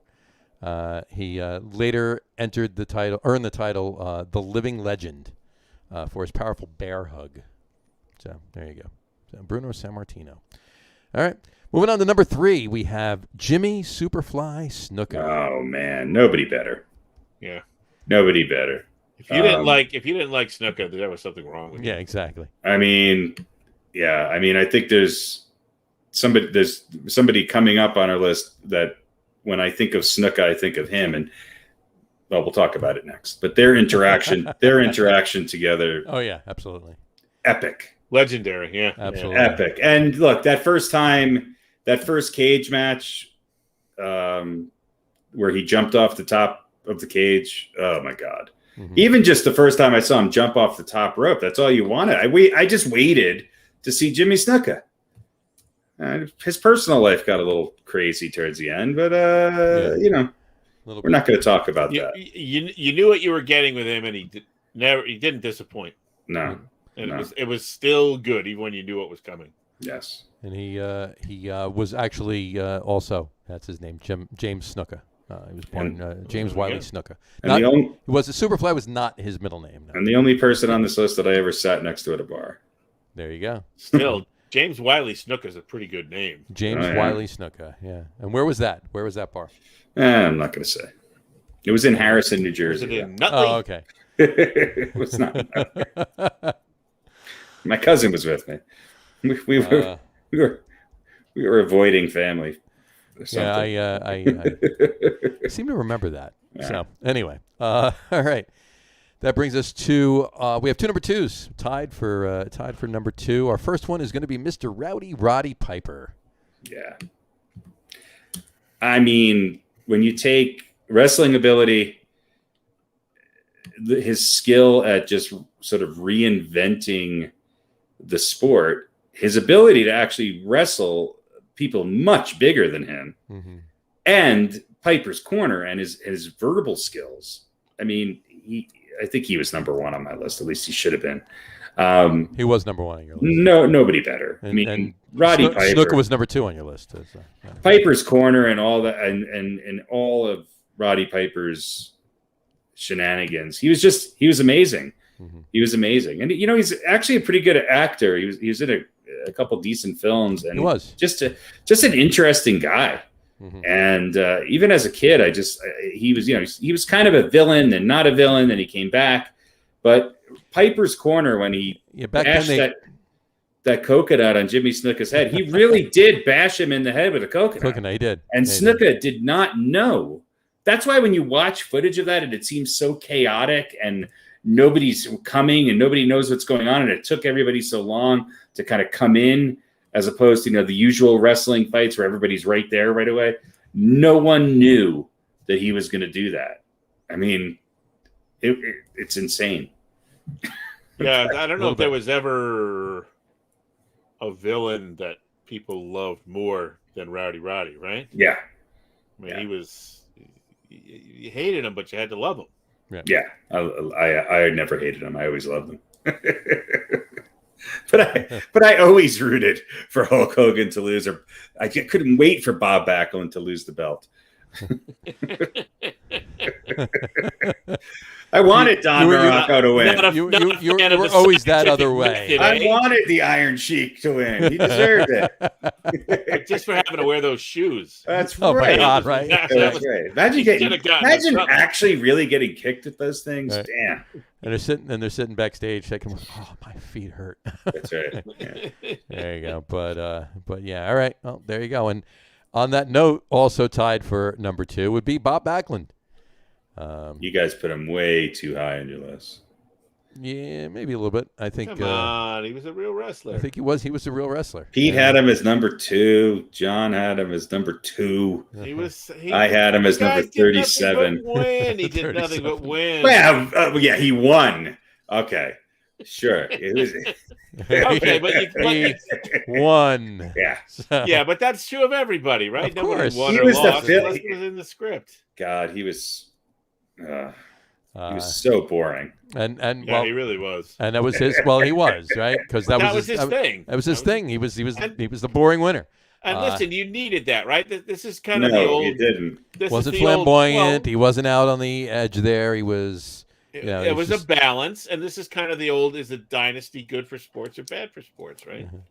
The first time I saw it fixed that he'd lost to Andre the Giant. I'm like, all right, this guy is just going to be here for as long as the management wants him to be. He won his first WWF competition in '78. He beat superstar Billy Graham. Yeah, who was a big guy, and then he went into became a priest, right, or a minister. Yeah. So, but is he beat the same guy. Yeah, he beat Billy Graham. and then he wrestled Larry Graham. You could have said yes, and I would have believed you. I don't know.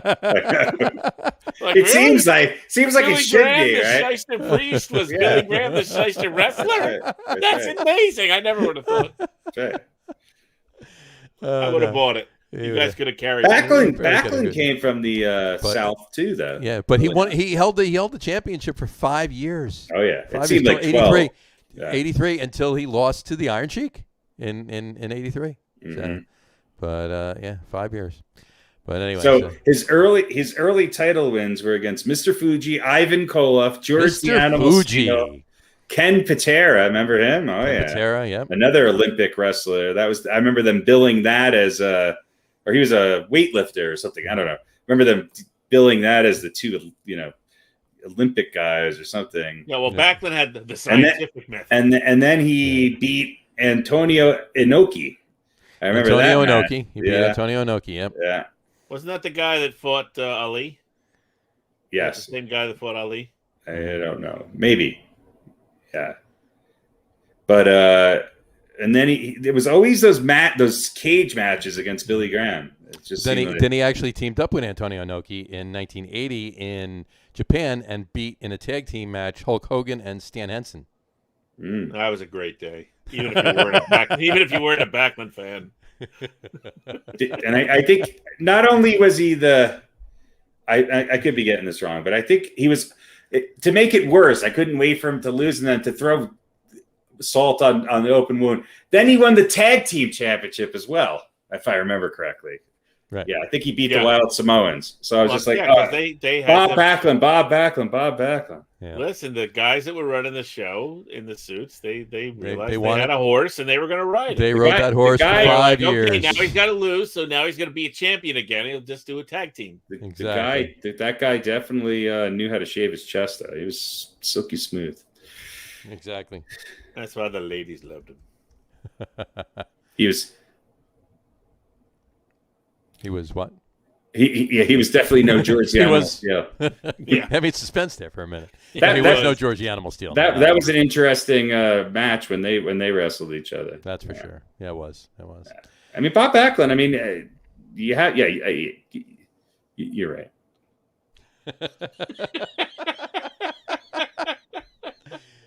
Just so boring. I know. All right. Yeah. Here's one thing that did gain some points for me in the weird, because I thought Bob Backlund did nothing weird, but he's probably broke. He actually won the Juggalo Championship Wrestling, or wrestled in the actual Insane Clown Posse wrestling tournament in 2009. Or something like that. I didn't know there was one of those that year. Yeah, neither did I. I thought that didn't start till 2011. Yeah. So it's just I didn't know it started. Bob Backlund also always reminded me of somebody. I can't really put my finger on who he looks like. There's somebody that I don't know who there's something about him that he reminds me of somebody else. So it's always on the tip of my tongue, and I can't quite put it there. But hey, Bob Backlund, number 2, number 3? He was number 2. He's number 2, number 1 in their hearts. There you go. And then we have 4. Hold on one second. And then we only have one number 1. One number 1. That's it. I just had to put this up here because I want to show that when we do number 1. Number 1 tonight, our number 1 wrestler on this list is none other than Mr. Andre Rene Rosimov, better known as Andre the Giant. God, man, what a legend. All right. Unbelievable. And great in The Princess Bride. Absolutely. He one of my favorite movies. Awesome. I just love every line he had was just amazing. And I just want to point one thing out to you. He really was a big man. He was insane. He could drink 2 cases of beer in one sitting or something like that. Take a look at this picture.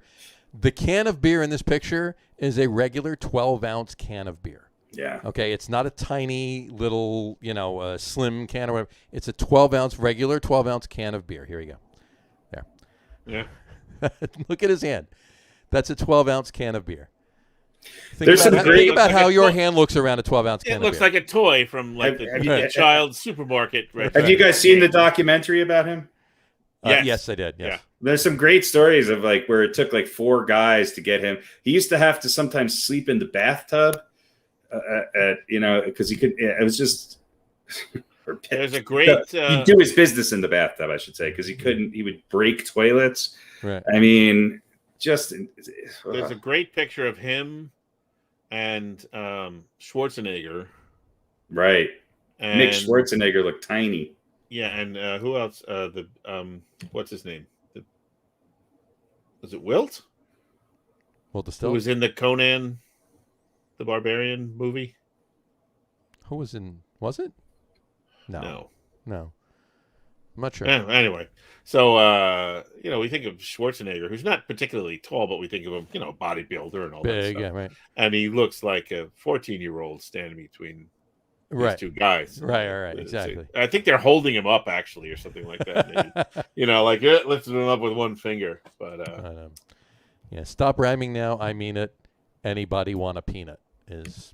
Yeah. It's gold. As far as gigantic sports stars who later appeared in movies, much better performance than George Murison.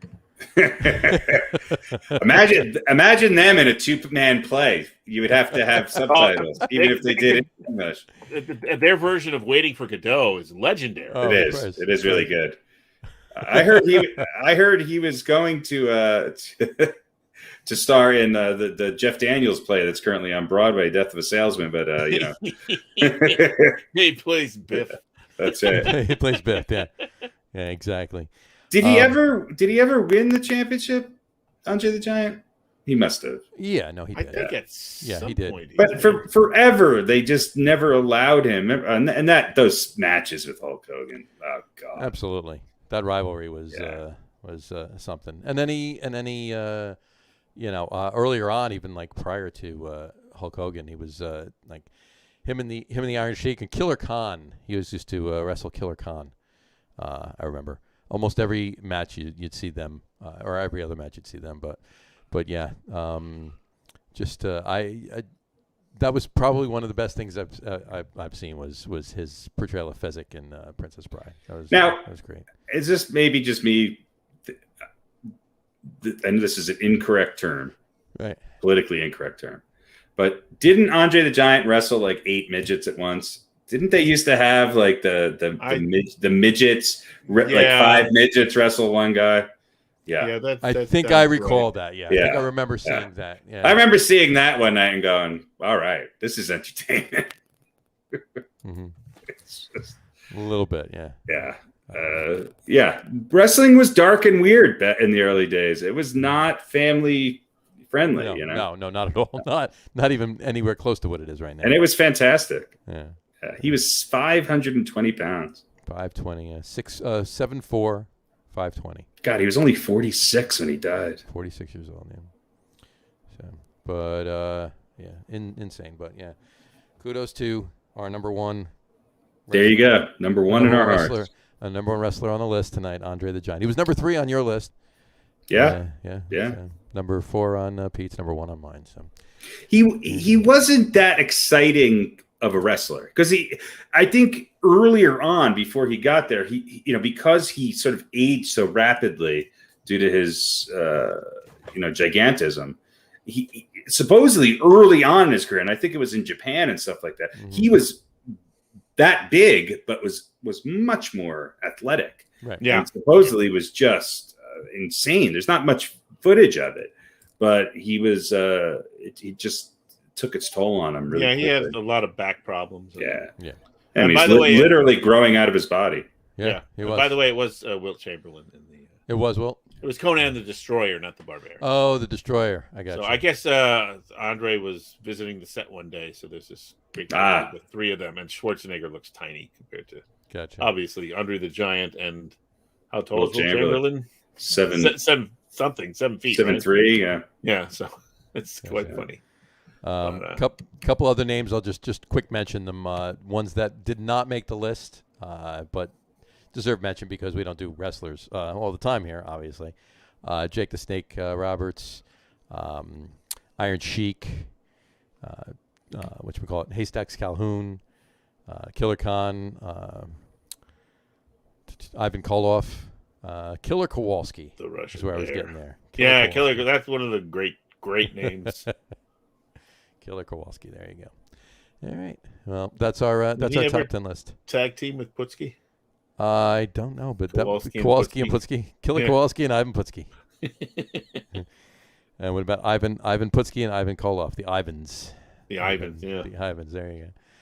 So anyway, but all right, that's our top 10 for tonight, wrestlers. We'll get back to doing some football ones next week, and next week is our 52nd show, and since we had the 1 week off in August, it's actually our 1 year anniversary. So it's our 52nd show and our anniversary show as well. So we'll have a couple of fun things planned for that night as well. Anything basketball you want to mention? Anything else? No. Going on? Nothing? I don't think so. Not I. So yeah, but next week we'll have fun with our anniversary show and our 52nd show. It'll be technically it's more like 60 because we did those special. I might not be able to actually do it next week, but I'm gonna do my best. I know you're going to be closer to us. Closer, but farther. Oh, we should mention is I've never done it on my phone before, but I guess I can try. We had our last 2 beer podcast guests actually did it from their phones, so it can be done. What we should mention is the U.S. Open, perhaps. This is true. Quite particularly on the female side. That's a great story. It really is. It is. Two not one qualifiers in the finals. Mm-hmm. Right. I think for maybe the first time a qualifier's ever been there. Maybe there was one other qualifier who made it to the finals. I don't think so. I think a couple made to the semis, but so 2 of them. So it was destined that this be the year that a qualifier won the U.S. Open, and it was, I can't pronounce her name. Emma Raducanu. There you go, Raducanu. Raducanu. Thank you, sir. She's Canada? from Canada. Yeah. Canada. She's from Australia. Yeah, really good match. It was really fun. It was good, and a great story too. It really was. And then I don't did Djokovic win? No, he didn't. No, he lost. I mean, look, I was really pulling for him, but he just had a bad day, and he had to play the number 2 guy in the finals after going through, another person who he had lost to 2 times. So I mean, he had a much more, he had tougher competition than they were making it out to be. And I just think it's been a long year for him, especially with his decision to play in the Olympics and everything else. It would have been an incredible story, and I still think he's going to go down as, at least for a while here, as the best ever. He'll win another major, and it would have been nice to see it. It's hard to do, though. Nobody's done it since 1969, so it's obviously a really hard thing to do. Would have been a legitimate slam. Yeah. Slam, yeah. I think there's been a couple of wraparounds, maybe, but. Yeah. Are you talking about your OnlyFans again? A couple of wraparounds. Well, wait, do we have an trademark term? Do we have an over-under on the show? I do not. I have an over-under, but maybe for next week. I need some batteries. Oh, to figure out the over-under? No, it's something that uses batteries. Oh, it just won't be. It won't be the same, and it won't be the same if it's not. How many vibrators does he have on the show? If you follow him on OnlyFans, you'll know better. You'll see next week. I will batterytize them. Batterytize next week. It'll be quite fun. All right, we'll just take them out of your smoke detectors. Yeah, that's all. Yeah, well, those are hard. Well, those things don't use 9-volt though. You never know. Well, these are. I don't know what he's talking about. He could have an old, handheld ColecoVision game. I don't know what he has. This is true. It could be. They're actually. That's an over/under we could do. That is an interesting thing. There were way more things that used 9-volt batteries back in the day. Yeah, there's a lot less now. Most radios, AA and AAA now. Yeah, nothing uses 9 volts except smoke detectors. That's it, pretty much. Smoke detectors. And guitar pedals. Yeah, well, yeah. If you have batteries in it. Right. Yeah, I wonder if the I don't know if the lithium technology or something didn't translate to the shape of the battery, or it doesn't really make any sense. Jimmy, look into that and have a summary for us next week. Jimmy, check that out, please, and have us a report on it. So. All right. So next week, show 52. We got the over/under on Pete's battery usage. Battery-operated device. Battery-operated devices. That'll be the. So that's what it is. How many battery-operated devices? No, there's specific type of battery-operated. Are you going to tell us what type? I'm going to tell you, and I'm going to show you. But you're not going to give it to us until next week. The over/under. Correct, because it's not powered. It doesn't have the batteries that are in it died. Okay. And it's much. I don't want to show it unless it's able. But we'll have an answer next week too. Yes. Yeah. We'll see what it is. We'll have an over/under, and we'll guess it. Yeah, as I'll well. say here it is. I'm looking forward I'll to demonstrate because it's actually going to be quite a lot of fun. It's my favorite part of the podcast. Absolutely. I think it's going to be quite a lot of fun, and then we'll do the over/under right there. Perfect. All right, so we got that going. It's show 52. It's our 1-year anniversary, and we got a lot more football for you. So on that note, we will wrap up the show for this evening. We want to thank everybody for watching, and for those of you just listening to the audio podcast, thanks for listening. Don't forget to visit our website, www.getonwithitpodcast.com. That's getonwithitpodcast.com. And please remember, like us and follow us on all of our social media, Facebook, Twitter, and Instagram. Just search for the Get On With It podcast. And, of course, all of the shows are on YouTube as well on the Logger Room channel. Remember, we go live with the video podcast on both Facebook and YouTube every Wednesday night at 7:30 Eastern Time. For those of you that just want to listen to the audio podcast, you can do so on Apple Podcasts, Spotify, TuneIn, and Stitcher. Plus, the show is now available on Google Podcasts, Amazon Music Podcasts, and iHeartRadio as well.